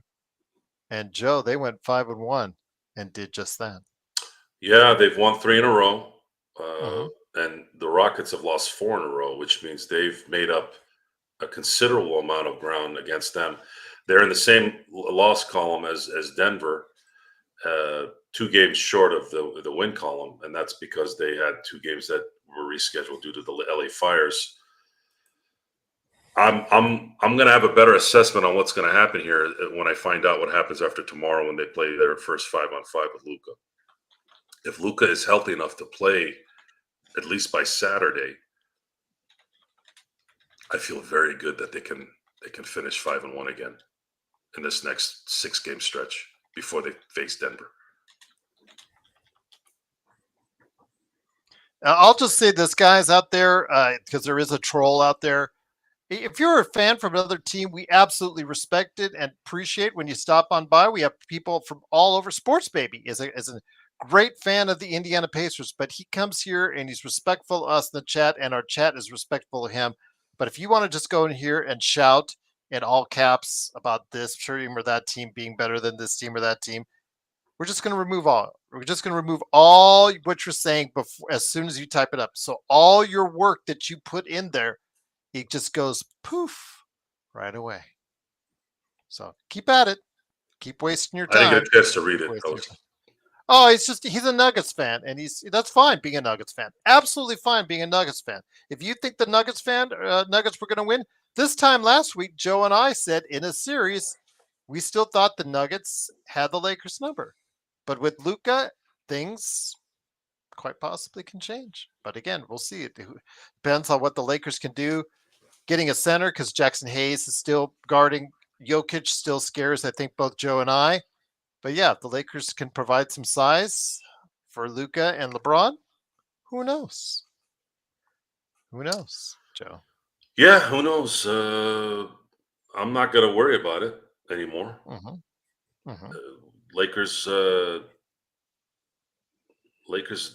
brought in a player that you're going to start feeling much different at the end of games. That game is close. How many clutch players are there in the NBA right now, Gerald? I don't know. See? Yeah, that's a lot. You say there's a lot? I'd say, what, 20? 20 clutch players? I don't know how many. I'm just guessing. I'm talking about legit clutch players. I'm talking someone who scares the bejesus out of everybody when they. Oh, okay. Well, I thought you just taught players in that are represented. No, not clutch. The damn agency. I'm talking about clutch hitting shots. Oh, okay. Well, you weren't clear on that, so yeah. There's only a few. I was very clear. You said clutch. No, when you talk about Lakers clutch and Lakers and clutch, I was talking about playing the game. Why the hell would I talk about an agency? We've talked about that agency quite a bit on this show, Joe. Get your stuff together, buddy. Get your stuff together. Shut up, Joe. Anyways, to get what you're saying, there are just a few clutch players in this league, and we've already seen LeBron and, of course, Ali. Luka. I don't know. I swear that's what the word is. And Kurt Ronick, you could have met Clutch Talk, John Costa's channel. No. When do I ever talk about Clutch Talk or clutch agencies? I was talking about the game. Anyways, Ali, I don't know, man. I don't know how he didn't know. No one knows. No one knows how this happened. This whole thing is unknown, how it happened. Who knew? This is the first time. Dude, the NBA has been around for 77 years. This is the first time an All-NBA player was traded for another All-NBA player in the middle of the season. It's just rare. It's rare as in there is no other rareness. It's one. So for me to not believe anything that's coming out at this point about this, I have to believe it because the deed itself is unbelievable. And that's legit. And that is the most unbelievable part about the stories. It's more unbelievable than the 3.5 weeks of being secret, of Danny Ainge not knowing. It's at that point, I'm just using instincts and common sense and how all this verbiage is put together. There's no other way. I have to believe everything is true. It's what was it? The 30 for 30 with Bo Jackson. Bo Jackson he was like a mythical entity growing up. They talked about how he dunked a stick in 8th grade, and one of the guys that was Klosterman, one of the New England journalist, Klosterman. I forgot his first name. He said it's such a weird story. How do you not believe it? Like, who makes up a story? Well, he dunked the stick. Who makes that up? He dunked the stick because he's a freakish athlete at 14 years old, and there wasn't a ball probably, and he dunked the stick. Why would somebody make something like that up? Why wouldn't he have picked up a rock and dunked it, or gotten a small ball or something, right? Why a stick? So I have a hard time not believing all these stories that came up, because they're so kind of unbelievable that who would make something up like that? For what? To do what with it?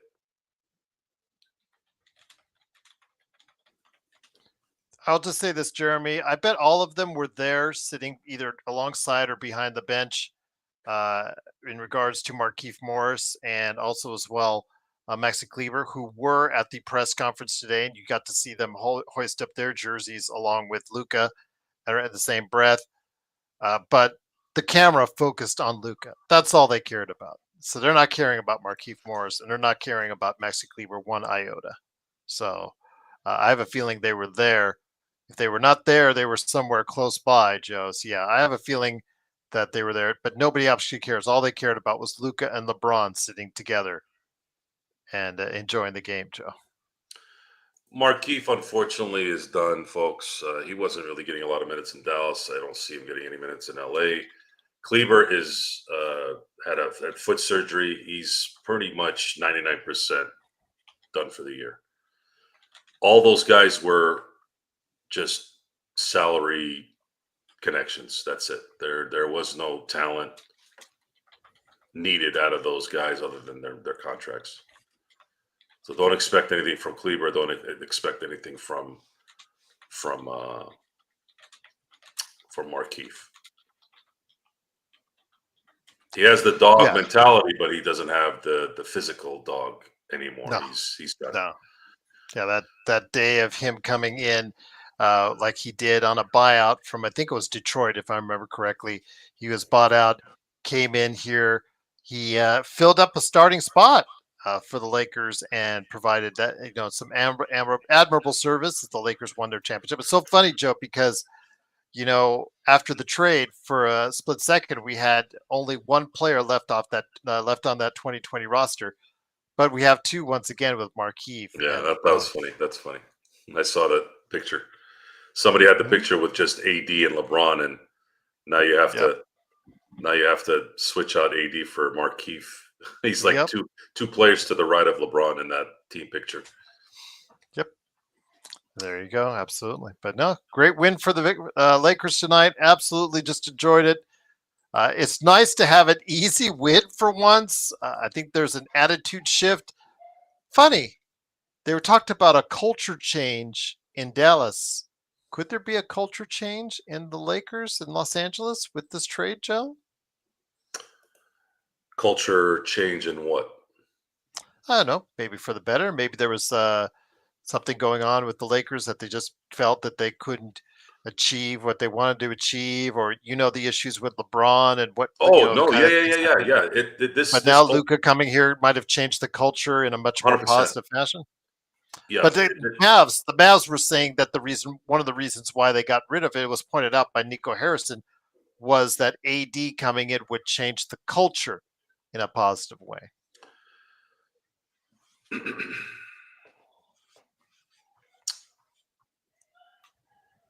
I don't know what AD is going to do over there other than what he's been doing with the Lakers. I don't know if it's going to make a difference in terms of winning a championship. I don't know. AD, the only issues I saw the last few years was he was not good at the end of games, and it made a difference. It made a difference a lot in those Denver series.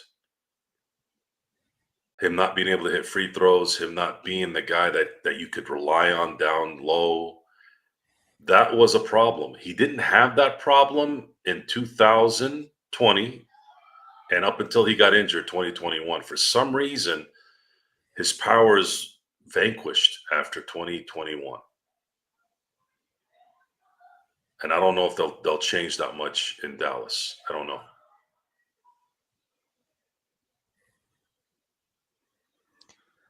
But I'll tell you what, though, I'm really looking forward to seeing what's going to go ahead and continue. Again, the Lakers do win 122-97. Don't forget, we'll be here tomorrow, 3 p.m. Pacific, 6 p.m. Eastern. I'm going to go ahead right now. I've got scheduled Mike Anguano, who covers the Pistons and the Cavs, talking about they might be doing and his as far as the NBA trade deadline, and of course his thoughts on the Luka trade. Plus, I'm sure Joe and I will preview the NBA trade deadline sometime tomorrow night.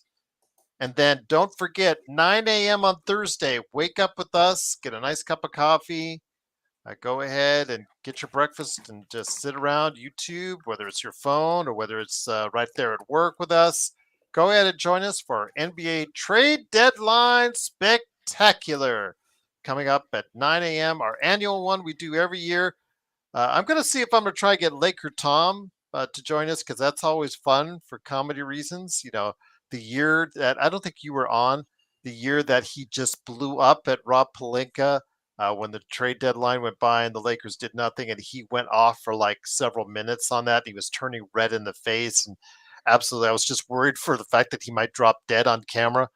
So yeah, it'll be nice to have him here. If I'm gonna see if I can reach out to him if that's the case. But yeah, anybody of our regular panelists hopefully will be able to stop on by. But I know some will be working, so they won't be able to make it. But yeah, 9 a.m. Thursday. Looking forward to Joe, myself, and see if we can get as many people to stop on by to go ahead and share their thoughts on the NBA trade deadline. Because Oh, I'll lose my voice. I'll lose my voice this is I by love when we have 4 hours slated for something like this, because and Saturday night that was one of those unprepared moments that you live for. I mean, it could not have happened at a better moment. You're on there. You're already happy about. LA has absolutely owned New York, by the way. LA has owned New York for the last 4 months. They have beaten their ass in every way, whether it was Brooklyn, whether it was the Knicks, whether it was the Yankees, whether it's the Mets. I mean, LA has owned. New York should just loan the Statue of Liberty to LA for right now. That's how much they've owned them the last 4 or 5 months. So we're happy about that, especially without AD playing, right? And then I keep hearing Mark's voice and him kind of going, oh, like, he noticed it in the chat first. Breaking news. And I'm like, okay. I think I remember my head was down most of the time. I didn't really. And then you, after about 20 seconds, went, oh, Luka, this, and that. No. And I put it up. Yeah, but first you kind of like got surprised, like maybe this is true. And I go, what? And then you're like, oh, no, maybe it's not. And then I'm sitting there just waiting and waiting and waiting. And then finally, as soon as John got on and he said McMenamin retweeted it, I was like, oh, shit. This might be true. Bobby Marks retweeted for me and said it's not a hoax. And that's, I'm like, oh, wow. As soon as John said McMenamin had it, and then 8 minutes went by and there was no one taking it down, I'm like, dude, I think this is real. And then that's when I started going into shock. And then you can actually see it right now. Yeah, I remember. I saw it. I think that night I went back and looked. I was like, wow. But they can see it. I remember Mark kept doing this. Yes, he kept going. And he broke his thumb after the show because he was so thrilled about Luka. He broke his thumb. He almost got kicked out of his place because his neighbors were complaining about him. Join the club, Mark. I got the calls. Cops called on me when I went nuts after .4. I've had hotel security knock on my door when I did a mobile show from the road. I think it was from a hotel room. And the hotel security heard, the complaints because this was when you did a rant on when AD They played in Memphis the day before. Then they sat AD down, and you were so pissed off that they sat AD down in Houston. You went off on one of your biggest rants ever, and it was so loud that the hotel security knocked on my door for me. And everything all right, sir? Yeah, it's just my friend, just my friend. He's on the internet. It's okay. It's okay. There you go. Uh, Oh but you know man, what? It's just great to have you here. Yes, I gotta Xbox find says that. I haven't seen that. by the way, well, yeah, that's like way back. It's like it was like a road game at Houston like 2 seasons ago. Now, so yeah, if you want to check it out. But I will say this again: if you want to check out our reactions to the Luka trade in a 10-minute format, I made a 10-minute video of it. It's available on the Lakers Fast Break YouTube channel. Go ahead and you can check it out. It's right there for you. Again, I've had people like my daughter, she's seen it 3 or 4 times already because she just thought it was so funny to see our reactions. Yes. And of course, Kurt says, I haven't seen Joe that excited since being on Jeff's channel to talk the Dodgers when they won the series. Yeah, That was a absolutely. great But night, man. That was a this great was, night. this was, but this was better, Kurt, because the fact is, he went silent. He went stone silent. That was the thing. I've never heard Joe at a loss for words. And that's the first time and probably the only time I'll hear him at a loss for words right there. I couldn't think. I couldn't think for 2 hours. That's I funny. couldn't think after we got off the show. My brain just was not. I couldn't even form words. It was completely shut down from. It almost felt like imagine you've studied something your whole life, and then somebody comes and tells you everything you studied was wrong. And you're So like, wait, what? wait. What Let did me I? ask you this. Let me ask you this, Joe. And I got this is for Kurt. Let me ask you this, Joe. Did the Lakers actually trade for Luka? No, no. That's come on. That's crazy that the Lakers actually trade. That's as crazy as John Malkovich being in a Marvel movie. Oh wait, he is. That must mean Luka is a Laker after all. Wow. Hell has frozen over. Luka is a Laker. John Malkovich is going to be in a Marvel movie. Man, things are changing up here right there. So yeah, absolutely. Can't wait to go ahead and check that out. Yes, I'm referencing the Fantastic Four trailer, everyone. Of If you course, haven't Malkovich is catch going to be in a Marvel movie. There's no he jobs anymore. Those are the only jobs left for all these actors. he was doing a lot of low end, low cost stuff, but yeah, he Yeah, got the yeah, because call. he's a thespian, but those But he Marvel would have movies never the Malkovich of the '90s would have never because gone into a because there was because they made movies in the 90s. They're not making shit right now. Actually, they're okay. making shit. Marvel movies pay better. Okay. That's the reason why they're doing it. That's why you're seeing a lot of guys doing commercials now. You never used to see movie stars, A-list movie stars doing commercials in America. Yeah, but if they're paying $8 million for a 30-second They weren't doing spot it at even the then. Super Bowl, Even then, they were doing overseas stuff for $8 million because they didn't. They knew that because the audience used to look at movie stars in a different light. The marketing was different for movie stars. When they saw you on TV, it was okay if you went from TV to movies, but if you went from movies to TV, it was a downgrade. Your brand hit a snag. Commercials were even worse. yeah. Well, Nicolas Cage, when he got into the trouble with the IRS, he started just So Nicolas selling Cage, himself to. there's always the exceptions to the rule. Nicolas Cage has such a eclectic following, and I'm one of those guys. Nicolas Cage is an absolute riot. One of the best unhinged actors I've ever seen. Him and Charlie Sheen are the best when they're unhinged in a movie. They are freaking hilarious. Oh my gosh, they're unhinged when they were drunk coming to my go kart. Yeah, with both of them, him and Charlie Sheen. They had an. I told you the story. They had the entourage that came Yeah. late at night. They were already like they probably had already consumed quite a few of the drugs and alcoholism that they admitted to later in life. And yeah, they came and they just tried to commandeer it. And I was shouting at all of them, the entire group, including them, about, because they rented out the go kart track that night, and I was running it, and I'm just like yelling at all of them. You know what? You cannot go the wrong way. They're just trying to go all over the place. I just like I was yelling at all of it. And this was kind of good, because like at the end of the day, I'm driving home, like, you just yelled at Nicolas Cage and Charlie Sheen to turn the F around and get the go kart going in the right direction. So I thought that was Grown pretty ass funny. men getting yelled at by grown ass men. Yeah. Well, I was like a 20-year-old kid at the time. So I was just like, I didn't know any better. I was just like, okay, these guys are not going the right way. I'm going to make them go around the right way. They finally did. So it's like, oh, this guy means business. But there we go. But yeah, good times. But Yeah, yes, it is, of course, the Fantastic Four trailer, something I'll be talking about in upcoming Pop Culture Cosmos. But for now, it is the Lakers Fast Break. It is Joe Sorrell along with me, Joe Glassford. Want to thank you so much for watching and listening. Yes, Jeremy, that is a true story. It was the in Gardena, California. It was the Ascot Slick Track. Those that are familiar with the Southern California area, there was a dirt track for sprint car races called Ascot, which was, I think, owned by the Agajanians, if I remember correctly.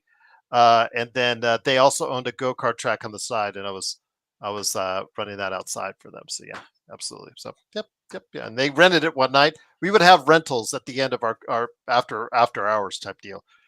It's also funny. It was also cool because yeah, those were the days where after the go-kart track closed, we would like run for hours at night in the cold when it was like really the best time to run them, because in the cold air they would run even faster, and they would stick to the track even faster. And then the cops would get us like 2 o'clock in the morning. What the hell are you guys doing? They come over. And then 10 minutes later, they're driving with me and I'm racing with the cops in the go-karts.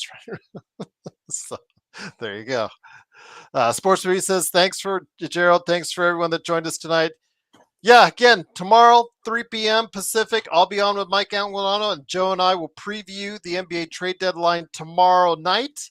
And then, of course, have a special tomorrow. But, Joe, big win for the Lakers. Big win for the Lakers in the trade market. Still work to do for Rob Pelinka. But any last thoughts before we head on out? yeah. If he can pull just one more rabbit out of his hat and somehow get a center that's just someone that is viable, just I still one, like that Isaac deal. I still like the Isaac deal along with Batazzi. just That's a front line. one more viable big without Mm-hmm. depleting the depth, and let's see if the Lakers can make a little run here. Mm-hmm. I'm trying not to be greedy here, but I gotta be. I want to see if this team has, because there's no clear cut winner this year. I Mm-hmm. want to see, and I want to see what the Lakers are going to have. This was their 48th game, so the Lakers are 34 games. Well, it's going to be technically 33 if he gets back for Utah. 32. I mean, Indiana. 32 if he plays uh, in the Utah game. So one way or the other, I think it's going to be either the 33 or 32 games where this team can get itself figured out as a team, chemistry wise and organizational wise. And man, if they could just play enough defense to where you can let LeBron and Luka cook.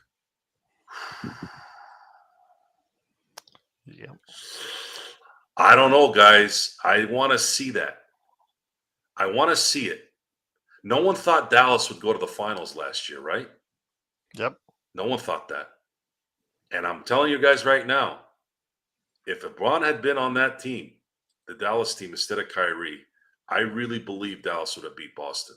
So if the Lakers can somehow mimic what Dallas did last year, I trust LeBron and Luka in those close games more than I trust Kyrie and Luka. And it's so funny because to cap on everything tonight, Joe, that troll went over to Facebook, worked so hard to put everything in caps again and shout his messages of hate towards the Lakers and love towards the Nuggets. I deleted those comments too. I see everything everywhere on the Lakers fast break, Timothy. Sorry. I didn't see it. I haven't seen any of Oh his no, it messages. was on Facebook. Yeah. I deleted it instantly. Yeah, I don't know. I don't know what it is about.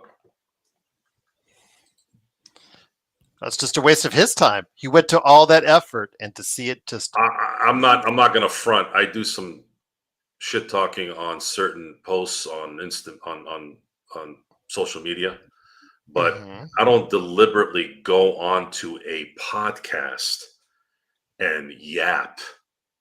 Like, what is that? I'll say some things, but I rarely will get into a nonsensical rant about what's that gonna do? Why would you come to a Laker channel to yap about your team? Why? What does that do? As Kurt says, that troll was probably a drunk Charlie Sheen, still upset that Gerald yelled at him about go karts. I think Charlie Sheen drunk is still more viable than the normal troll that just goes around saying what's gonna happen when they don't know shit about what's gonna happen. Yeah. It's the Yankee fans. There's a really good clip of Yankee fans. You're in New York now. You ain't gonna do what you do in New York. When they were playing the World Series, I'm like, dude, the Dodgers are up 2-0 coming into New York. You should have been scared out of your ass.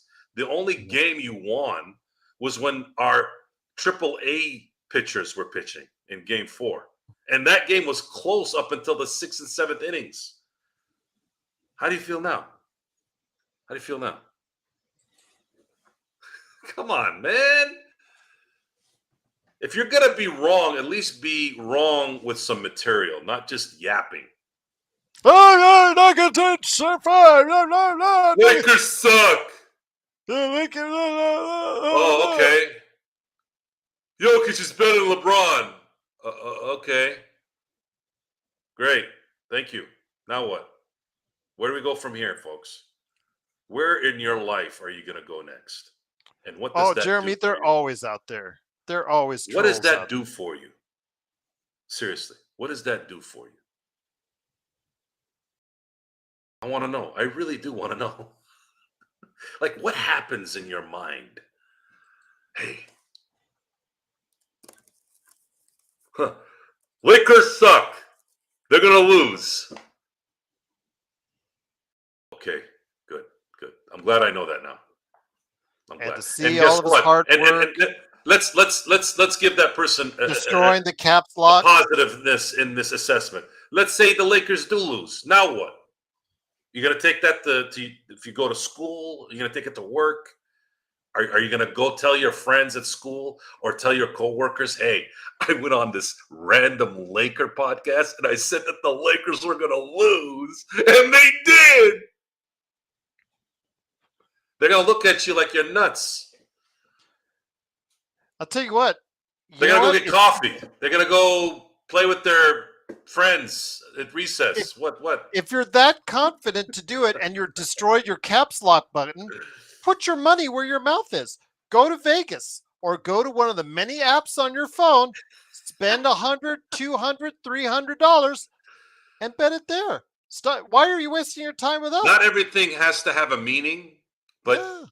but you also have to understand what's the purpose of What is the everything you purpose? do. Like, really, if I'm going to rant on something, I'm ranting to release the negativity out of my head or something, right? Or if it's something positive. If Mm-hmm. I'm upset at a player, it's because the player stunk in the game. There's a reason. There's purpose in that. What is the purpose of doing what you just did, whoever you are? There's no purpose. There is no purpose. So we cheer for teams. They win, they lose. Sports is entertainment. Movies are entertainment. You know, we get emotional and all that, and yeah, there's it doesn't mean anything in the end. But the purpose is the euphoria of when you win. sports in general, right? Sports, when you win the World Series, all those years, all those games that they lost before that killed you, the reward is that going through all that headache. Movies. It's so funny because what they didn't know, Joe, is who did you pick to win the NBA Finals this season? Denver. And up until last week, who did we think would win a series? Because we get asked that a lot about Denver and LA. Who did we think under the format between when AD and LeBron, under their current format that they had leading up to Saturday, who did we think would win in a series? Denver. So you're trolling the wrong place, because up until Saturday we agreed with you. Now it's anyone's ball game. And my buddy just sent me a video on WhatsApp, a video of Luka doing clutch gene things. Folks, you have no idea. If you're not an avid basketball watcher, let's say you're just a Laker fan, and that happens. I have friends that don't really watch other games, and I'm sorry to say that a lot of my outside Laker watching games has kind of been downgraded a little bit. My time has been, away from it, but I'm trying to get back to it. But I know who Luka Doncic is, guys. Most people who watch NBA basketball know who this guy is. This guy is bringing something that this team has not had since Kobe Bryant. Even LeBron James doesn't have it. This guy is going to scare the shit out of teams. Denver, Minnesota, Boston, everyone. He's that scary. And the Nuggets had 7 years to put together a team for this guy to win it consistently. And they didn't. He had to carry them last year.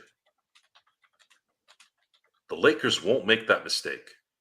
They made a horrible mistake with the Westbrook trade, something that I had never seen them make ever. And they made up for it now with Luka. And I truly believe that they're going to stack this team for him to win in a way where that you've never seen him have in Dallas, and probably would have never seen it. Because they will pay more. They will pay the money. Jeannie looks like she just proved that she is thinking like her dad. She doesn't care about paying Luka $400 million in a couple of years. Should he rework his contract in a way where it aligns with that particular extension? And he's gonna get talent around him, and they're gonna build around it. You know how I know? Because I saw it twice, guys. I saw it twice, and I saw a little bit of it with LeBron and AD until they panicked. And I know that they're not going to panic this time. And this time you have Luka in his prime, just like Shaq in his prime. It's going to be a run. It's going to be they had an 8-year run with Shaq, won 3 championships with the 4 finals. So half the time they spent in the finals, won 3 championships. Kobe, Gasol, unfortunately, we got Kobe at the beginning of kind of I'd say the last year of his prime was 2010, because his knee was just not there. A lot of wear and tear, after 15 years. Had we got Pau Gasol, let's say in 05, you would have seen the Lakers compete from 05 through 2010. Probably would have won 4 championships in that time, because Kobe between 2003 and 2009 was unstoppable. So yeah, again, last thing is get on the ride, guys. Get on this ride, regardless of what happens on Thursday. Enjoy it, because it's going to be a ride that's going to be here for a while. Again, barring any major injuries, this is going to be a really, really fun 10 years, at least 10 years. It's just crazy to say that, by the way, just crazy. Yep. And let's hope that that's going to be the case. And all signs will be pointing to that, and that the Lakers can find. Luka brought me out to get a jersey, guys. I'm gonna get that jersey. Hell has frozen over. It has, and and we'll see what happens with LeBron, guys. If LeBron wants to be Tom Brady, play till he's 45, and they're winning, they win a championship. Let's say next year. Woo! That's only gonna add the argument in his favor even more if that happens. So very, very great. It's been a great evening. It's been a great few days, and I'm looking forward to having every day that we do this show and every day we're talking about the Lakers be the same way it is right now. It really feels good to be in this light. It really does, and I'm glad that y'all are noticing it. And you're all here because I've had a blast the last few days talking to everybody too. Absolutely. We've had over 5,000 views, closing in on 7,500 views since the trade has happened. Luka's jersey. Yeah, I know. I was telling with the youth Luka. Yeah, We were just I'm gonna get the debating. Luka. Except I'm gonna get the black the Mamba Luka jersey. I might have to get it special made. JY says, "Why didn't Jimmy get the Luka treatment and get traded in the middle of the night?" Joe and G. Well, first up, he made everything. Him and Riley with their press conferences at the end of last season started. You could tell because the Miami Heat did not offer him an extension at that time. It was already going sideways. If you check the roll back the tape to the press conferences at the end of the season for the Miami Heat, and then leading in, you saw it was just getting worse and worse with the public comments that they made after each other. And then Jimmy, he's not a very private. He's driven by his anger. Check out his time in Milwaukee in Minnesota, excuse me. Check out his time in Philadelphia. Check out his time in Chicago. He has burned a lot of bridges and he thinks he can get his way at every time. But the problem is he's now a 35-year-old player who doesn't play well traditionally in the regular season, who always tries to put his chips in because he's been in the past an outstanding playoff performer. The problem is he's now 35 years old. You start to see some slippage. And the last time he was in the playoff, you saw he didn't perform quite as well. So again, Miami wasn't committing to that beyond his current contract deal. So with that, that $51 million, that's a lot of cash, Joe. Didn't try to turn that around. And if Beal doesn't want to play ball somewhere else, you got a big problem. Someone mentioned that this deal with Luka and AD kind of shifted the power. And what did we talk about during the year about how the players have been just running game on everyone, including Adam Silver? Looks like there might be a shift here, guys. I think there might have been a shift. Think about this for a second, man. You're talking about in my view, the best two-way player, the best two-way big for sure in Anthony Davis, and you have potentially the best player in the NBA here in the next half decade at the very least, get traded for each other without them knowing and without them having any power. And it cost Luka $115 million. He bought a home last week for $15 million. So now you got to continue this, Pat, and the NBA owners and GMs need to say, Jimmy, you're stuck. You're stuck in Miami, or Pat Riley's going to send you to Charlotte. Charlotte will give up a few draft picks. They'll take on Jimmy for maybe a few more extra attendance tickets. But you ain't going to get what you want, buddy. You ain't going to Phoenix because Bradley Beal ain't going to let it go. He ain't going to go, I'm not going to do this to go to Miami and do what? I'm happy in Phoenix, right? You don't want to go to Golden State? You think you're that big where you don't want to go to Golden State? That would have been a perfect spot for him, by the way. They really need him over there when he can play. But at this time,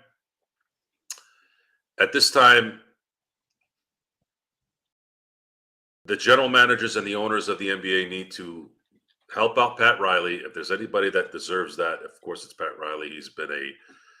That's the icon of the NBA. That's a guy that's been in this thing for 60 years. You help Pat Riley make sure that Jimmy Butler understands that your dumbass makes $50 million a year and all this bitching and whining will not be tolerated. Get your money now and then get your money next year, and then you can go do whatever the hell you want after that. We're not going to give you shit. We're not going to give you what you want.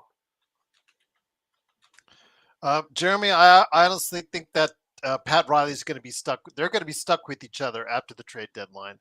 Because that's a pricey contract to move for a 35-year-old player who still has an option year of $51 million.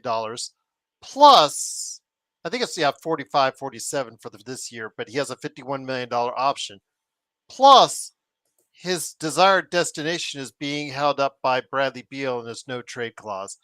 If I'm Bradley Beal, I don't want to go somewhere. I'm going to invoke my no trade clause, and there you go. He turned down Golden State because Brian Windhorst reported that Golden State was making an offer for him, and they didn't. And I guess was Butler did not want to sign an extension with them, so we're at where we're at. Yeah, sports baby. Luka has passed his medical. He is officially a member of the Los Angeles Lakers. Yes. Yes, they did take the medicals, I think, on Monday.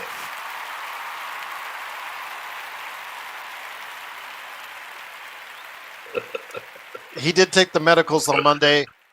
Yes, he does have the issue with the calf strain, but he is close to coming back. We do know about Maxi Kleber and the broken bone in his foot.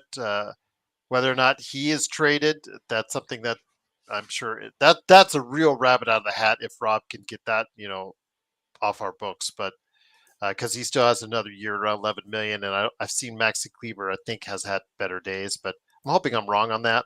But everybody I talked to, as far as the Mavs have reached out that I've spoken to, yeah, Maxi Kleber days I think are numbered in the NBA. But yeah, I think that right now, Luka, it's all about Luka, and the excitement is in LA.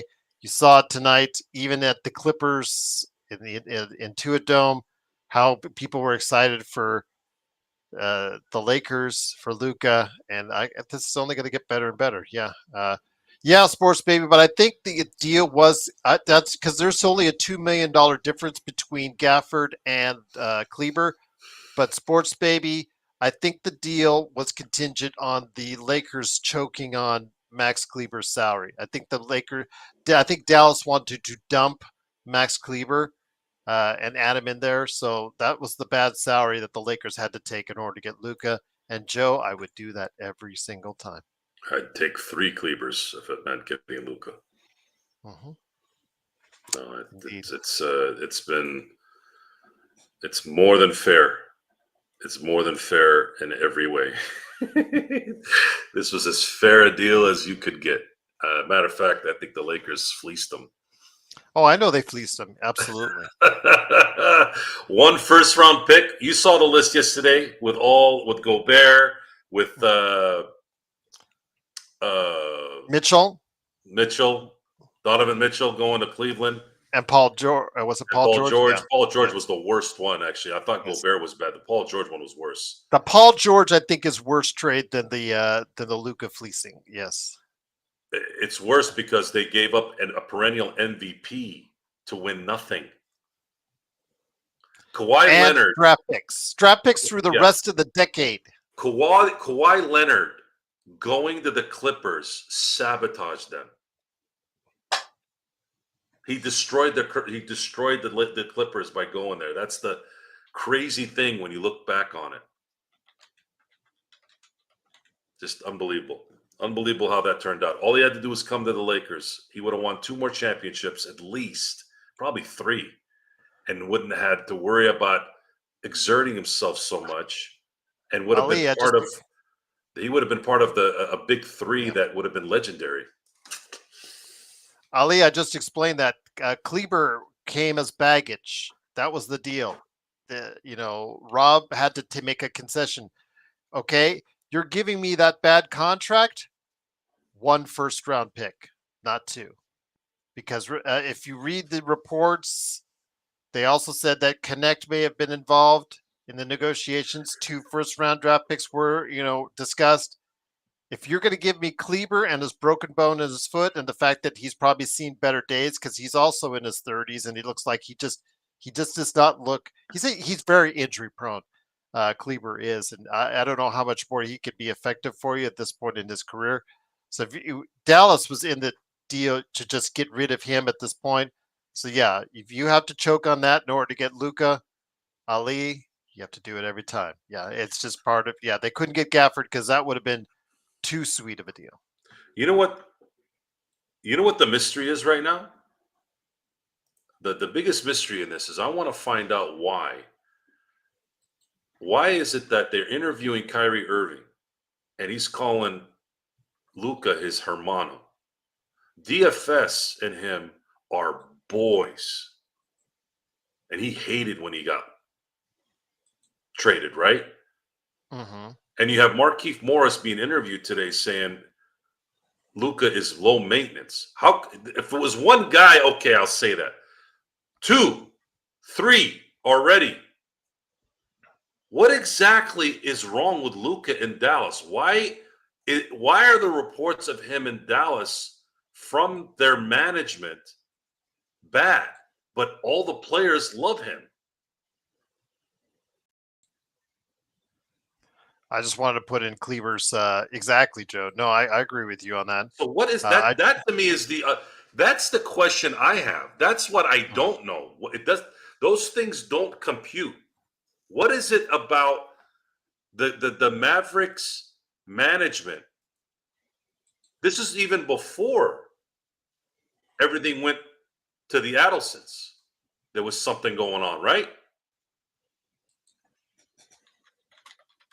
Yeah.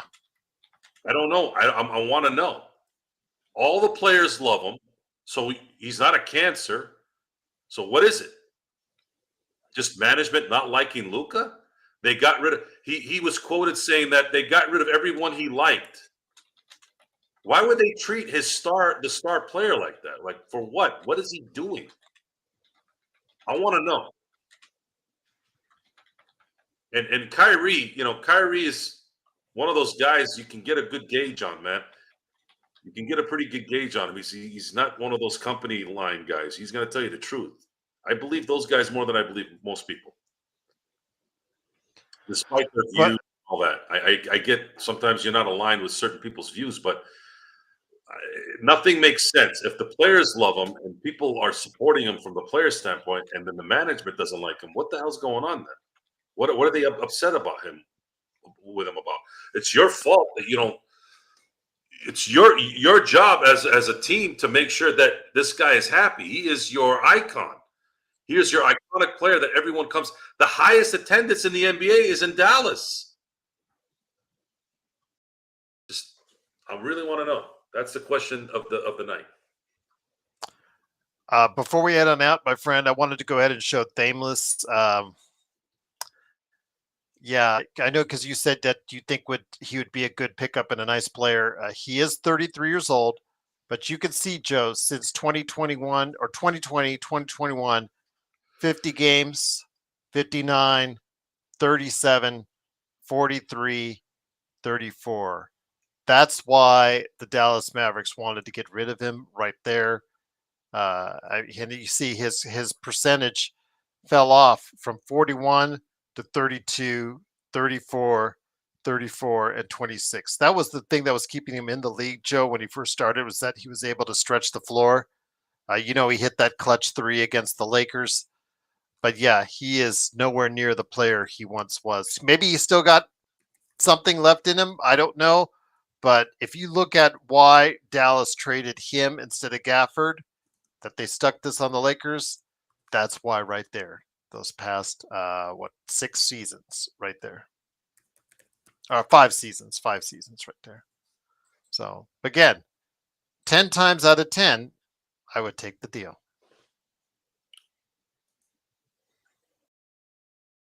Yeah, Damos. Yeah, you gotta look at the whole perspective and why that is. The Maxi Kleber of 5 years ago was very intriguing. The Maxi Kleber of 5 years later, not so intriguing. But again, if Rob can absolutely do some cap gymnastics and get him out of here, get something back for it, or even if he doesn't, just again, there you go. You have a player right there who just can't stay healthy at this point in his career, and that's probably not very good to keep him out there. But next year he'll have an $11 million expiring. So even if the Lakers are stuck with him this season, he'll have an expiring of $11 million coming off the books after next season. Now, can they trade him in a package once the season's over, No, or is not it once the season's over, but not now. not Now right it's now? just Right. as So yeah. can you attach draft picks too?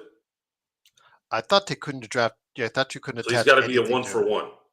Yeah, Who the hell's going to trade for him then? probably that's why you're probably stuck with him. Okay. Yeah, it's not that. It's essentially a. I could be wrong on the draft picks, but from I've I heard think you're on right, more than though. I one. think you're right. I Yeah, think the attachments, but we'll find out here in a couple of days. It's essentially an expiring contract. It's only a year and 3 months that's left on his contract. He's only making $11 million, and then Markeith is done after this year. So they didn't even get saddled with any bad contracts, really. no. The Lakers can actually waive Markeith after the trade deadline, so Yeah. they want the roster spot for someone else. Right. But again, that's not the big part. The big part is Luka is now a Laker, and hopefully in the next 48 or so hours ish, we'll have a better understanding what this Laker team stands. Hopefully, the Lakers will have made some moves or a move to try and shore up some of the weaknesses that they have, and we'll be looking forward to it. Either which way, I think that it's going to be a little bit more interesting than what we thought. At least I'm hoping it will be a more interesting NBA trade deadline than what we thought it would be. Oh, it's going to be. There's going to be stuff moving. I have a pretty good feeling that something's going to happen with Durant, and it makes a lot of sense for him to go back to Golden State. BTS, we still can't get Ben Simmons on a buyout. He again, since we're in the tax, we cannot get players on buyouts that are more than $15 million. I just want to let you know that early that season. So he probably will be waived after the trade deadline so that the Brooklyn Nets can keep the 30 some odd million plus on the books, so that'll come off their books at the end of the season. But he will only probably be able to go to teams that are under the tax, like the Clippers are right now, for instance. So yeah, that's something the Lakers won't have to worry about. They will not be getting into the Ben Simmons drama unless they've signed him as a free agent next season. So yeah, it doesn't matter, BTS. We can't get Ben Simmons this season unless they trade something. And would you trade $40 million in salaries back to Brooklyn to get him? So. Now, the season's more than halfway through. Do the contracts have to match for what the contract was for the year or what's left? Mm-hmm. I think it's what's for the year. I mean, I know it all comes out the same because it's proportioned. They give it to right. them both. They don't do it on a weekly or biweekly basis, like But all of us. let's say there's $11 million left on. I don't know. Let's say I'm just going to use a name here. I'm not saying this is correct. I'm just saying like Jeremy Grant. He's got 11 million left for him to get paid between now and the end of the year. But then you would also percentage-wise do it for everybody else. Can you whatever? Okay, so yeah. So it's the same thing. You'd have to proportion it to everyone else. Yeah. It's the same. You can't all say, "Oh yeah, you're equal to Austin." All of a sudden, no, you can't. It has to be. Yeah. So it's easier if you did it from what they start at. That's why the NBA trade deadline machine and ESPN just still calculates it out by what they are earning over the course of the entire season, because it just makes more. I would never pick up someone like Ben Simmons. Ben Simmons is a quitter. I don't want any quitters on this team. I wouldn't offer him an MLE, a minimum, and see what it goes from there. But yeah, he's not the same player he once was, Stainless. Yeah, definitely not. So, all right, my friend, Gerald. I thought you said Ben would not go anywhere else. It will stay in Brooklyn. I said his salary will stay in Brooklyn, Ali.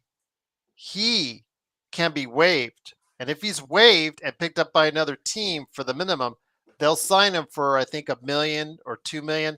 And you just proportion that. $38 million, if Brooklyn accepts it, will still come off the books for them. So they want the contract. They don't care about the player at this point. It's about the contract. So they may very well, after the trade deadline, waive Ben Simmons, but they still have the $40 million, Joe, outstanding. That comes off the books this summer. So if that's the case, the only thing you can do is, let's say he signs for a $1 million deal with the Clippers, because they're under the cap and they could legally sign someone like him. That $1 million is taken off of what he would have earned with Brooklyn. So Brooklyn would still have $39 million coming off their books. So I said, Ali, I'm sorry that you misinterpreted the wrong way. Ben Simmons' contract will be staying in Brooklyn. Ben Simmons may not. And Thameless Moses Brown has actually had his chance with the Lakers. Remember, he was on the Summer League team. I saw him in action here. He's bounced around the league. He's had several opportunities with teams. He's never been able to stick. He did not perform well at the Lakers Summer League. Yeah, I understand you can't teach 7-2, but if he's not talented enough to stay in the league, even at 7-2, they're not going to play him. He's just going to say, remember Mo Bamba? He came here. Everybody, Laker Tom was giddy and he was doing backflips over him, because that was his greatest center, Lakers center of all time, of the day at that point in time. And we saw how well Mo Bamba did not do well first. Right now, Mo Bamba is looking for a job because he just got waived by Utah after being traded from the Clippers. So could be back in the Mo Bamba business again. But yeah, he couldn't even keep his spot on the Clippers. So yeah. And remember, again, Ali, yes, it's not the individual in Ben Simmons' case. It's the contract is what's most important to Brooklyn right now. That's what's coming off the books. All right. Ideal center. That's a good question, Jay. Well, the ideal center is Nikola Jokic for me, but again, that's. Well, I'm talking about realistic. I'm assuming that's what you meant. I'm still into the Orlando package that I drew up last night. That I thought was really, if you could do that, I thought that's worth the price of what we do. That helps your defense. I think realistically, someone that could be had at this point. Let's say Rob calls Pritchard in Indiana and says, "Look, bro, I'm sorry about what happened last time. Would you take a first-round pick for Laker Tom's favorite player of all time?"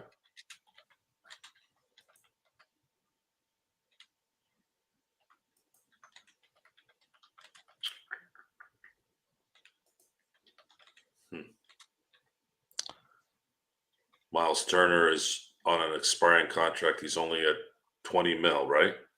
Mm-hmm. You have to send 20 mil there, but now you're going to eliminate more. You're going to eliminate a little bit of your depth from that. Who would you send over there, though? No. Would they take? Do they need Austin Reeves when you have Halliburton there? I wouldn't do Austin Reeves. No. Well, that's who they'd ask for. No. They're getting a first-round pick. Well, I'm not giving them talent too. Well, now that first-round pick just devalued a little bit because Luka. You got to remember that first round pick was extremely valuable because that was post LeBron AD. That first round pick ain't looking so as good as it once was, Joe.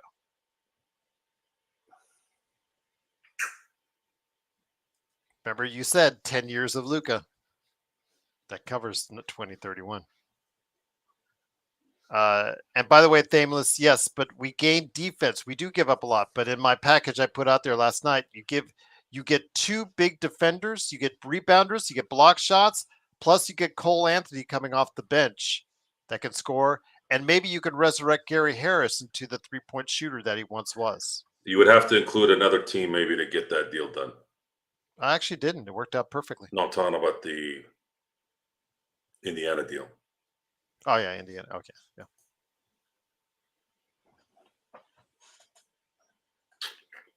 But that first round pick is not as desirable as it once was. So, first round pick, third team involved, make the salaries work out, and the Lakers get Miles Turner. Ali Tristan Kardashian is in Cleveland, and he's been there for 2 seasons. And I do not want to go through that again.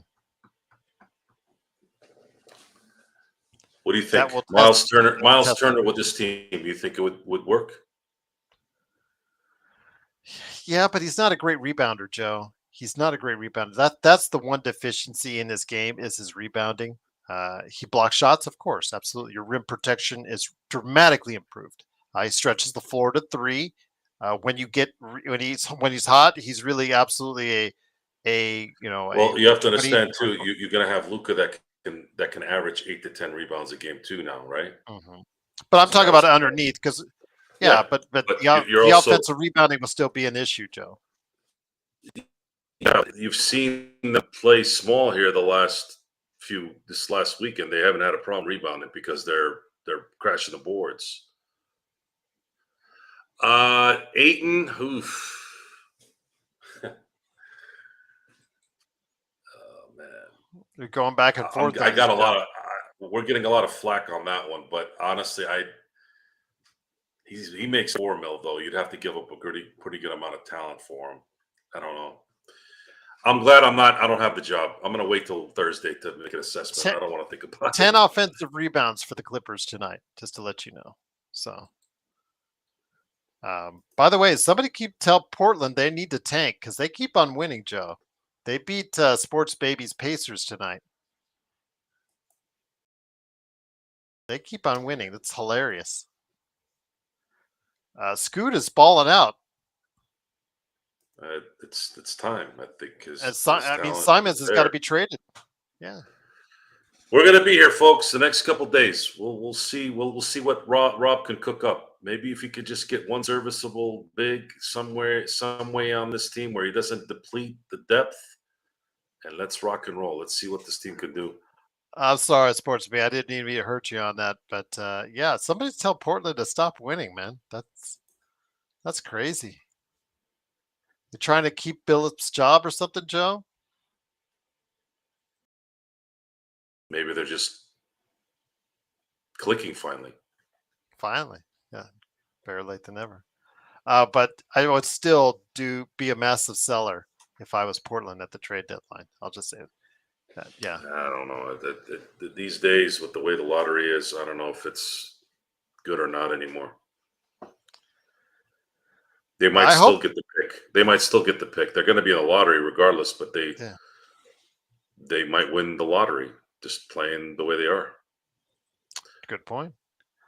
Thameless Scoot, I hope will see his true potential. It helps me out financially as well because I still have that ticket. I might be one of the few that have the ticket to that game with him and Wembanyama. So keeping my fingers crossed.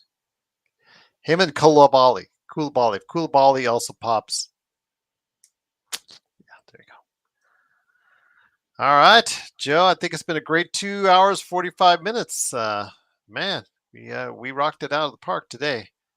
Lakers do win 122-97.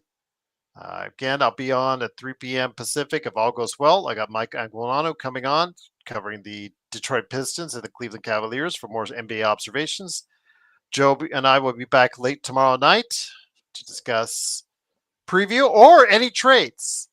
But if there is a Lakers trade, we'll interrupt this program to bring you a special news bulletin of some type and go live on the air if it happens. Thameless Markel Fultz. I'm going to say about this Markel Fultz. Markel Fultz has been out of the league all season, Joe. The message has been clear. Nobody seems to want Markel Fultz, Thameless. It's just that simple. If he's been out that long and been available that long, it's clear nobody seems to be interested in Fultz. No matter how fast he is, if he can't shoot straight, that's really not going to be able to help his game. So.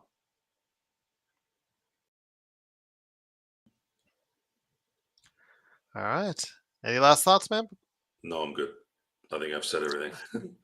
Yeah, exactly. We got more to say in the upcoming days because the trade deadline is near. Remember, we've got that special coming at you on Thursday morning. I've also got NBA observations later today. And I also, hopefully, we will have a NBA trade deadline preview later tonight. All this good stuff. Lakers got Luka. Can they get more? We'll find out, and we'll bring it to you right here. As the Lakers win tonight against the Clippers, always icing on the cake for us. A cake that's now a Luka cake, indeed, from all of us right here at the Lakers Fast Break Podcast.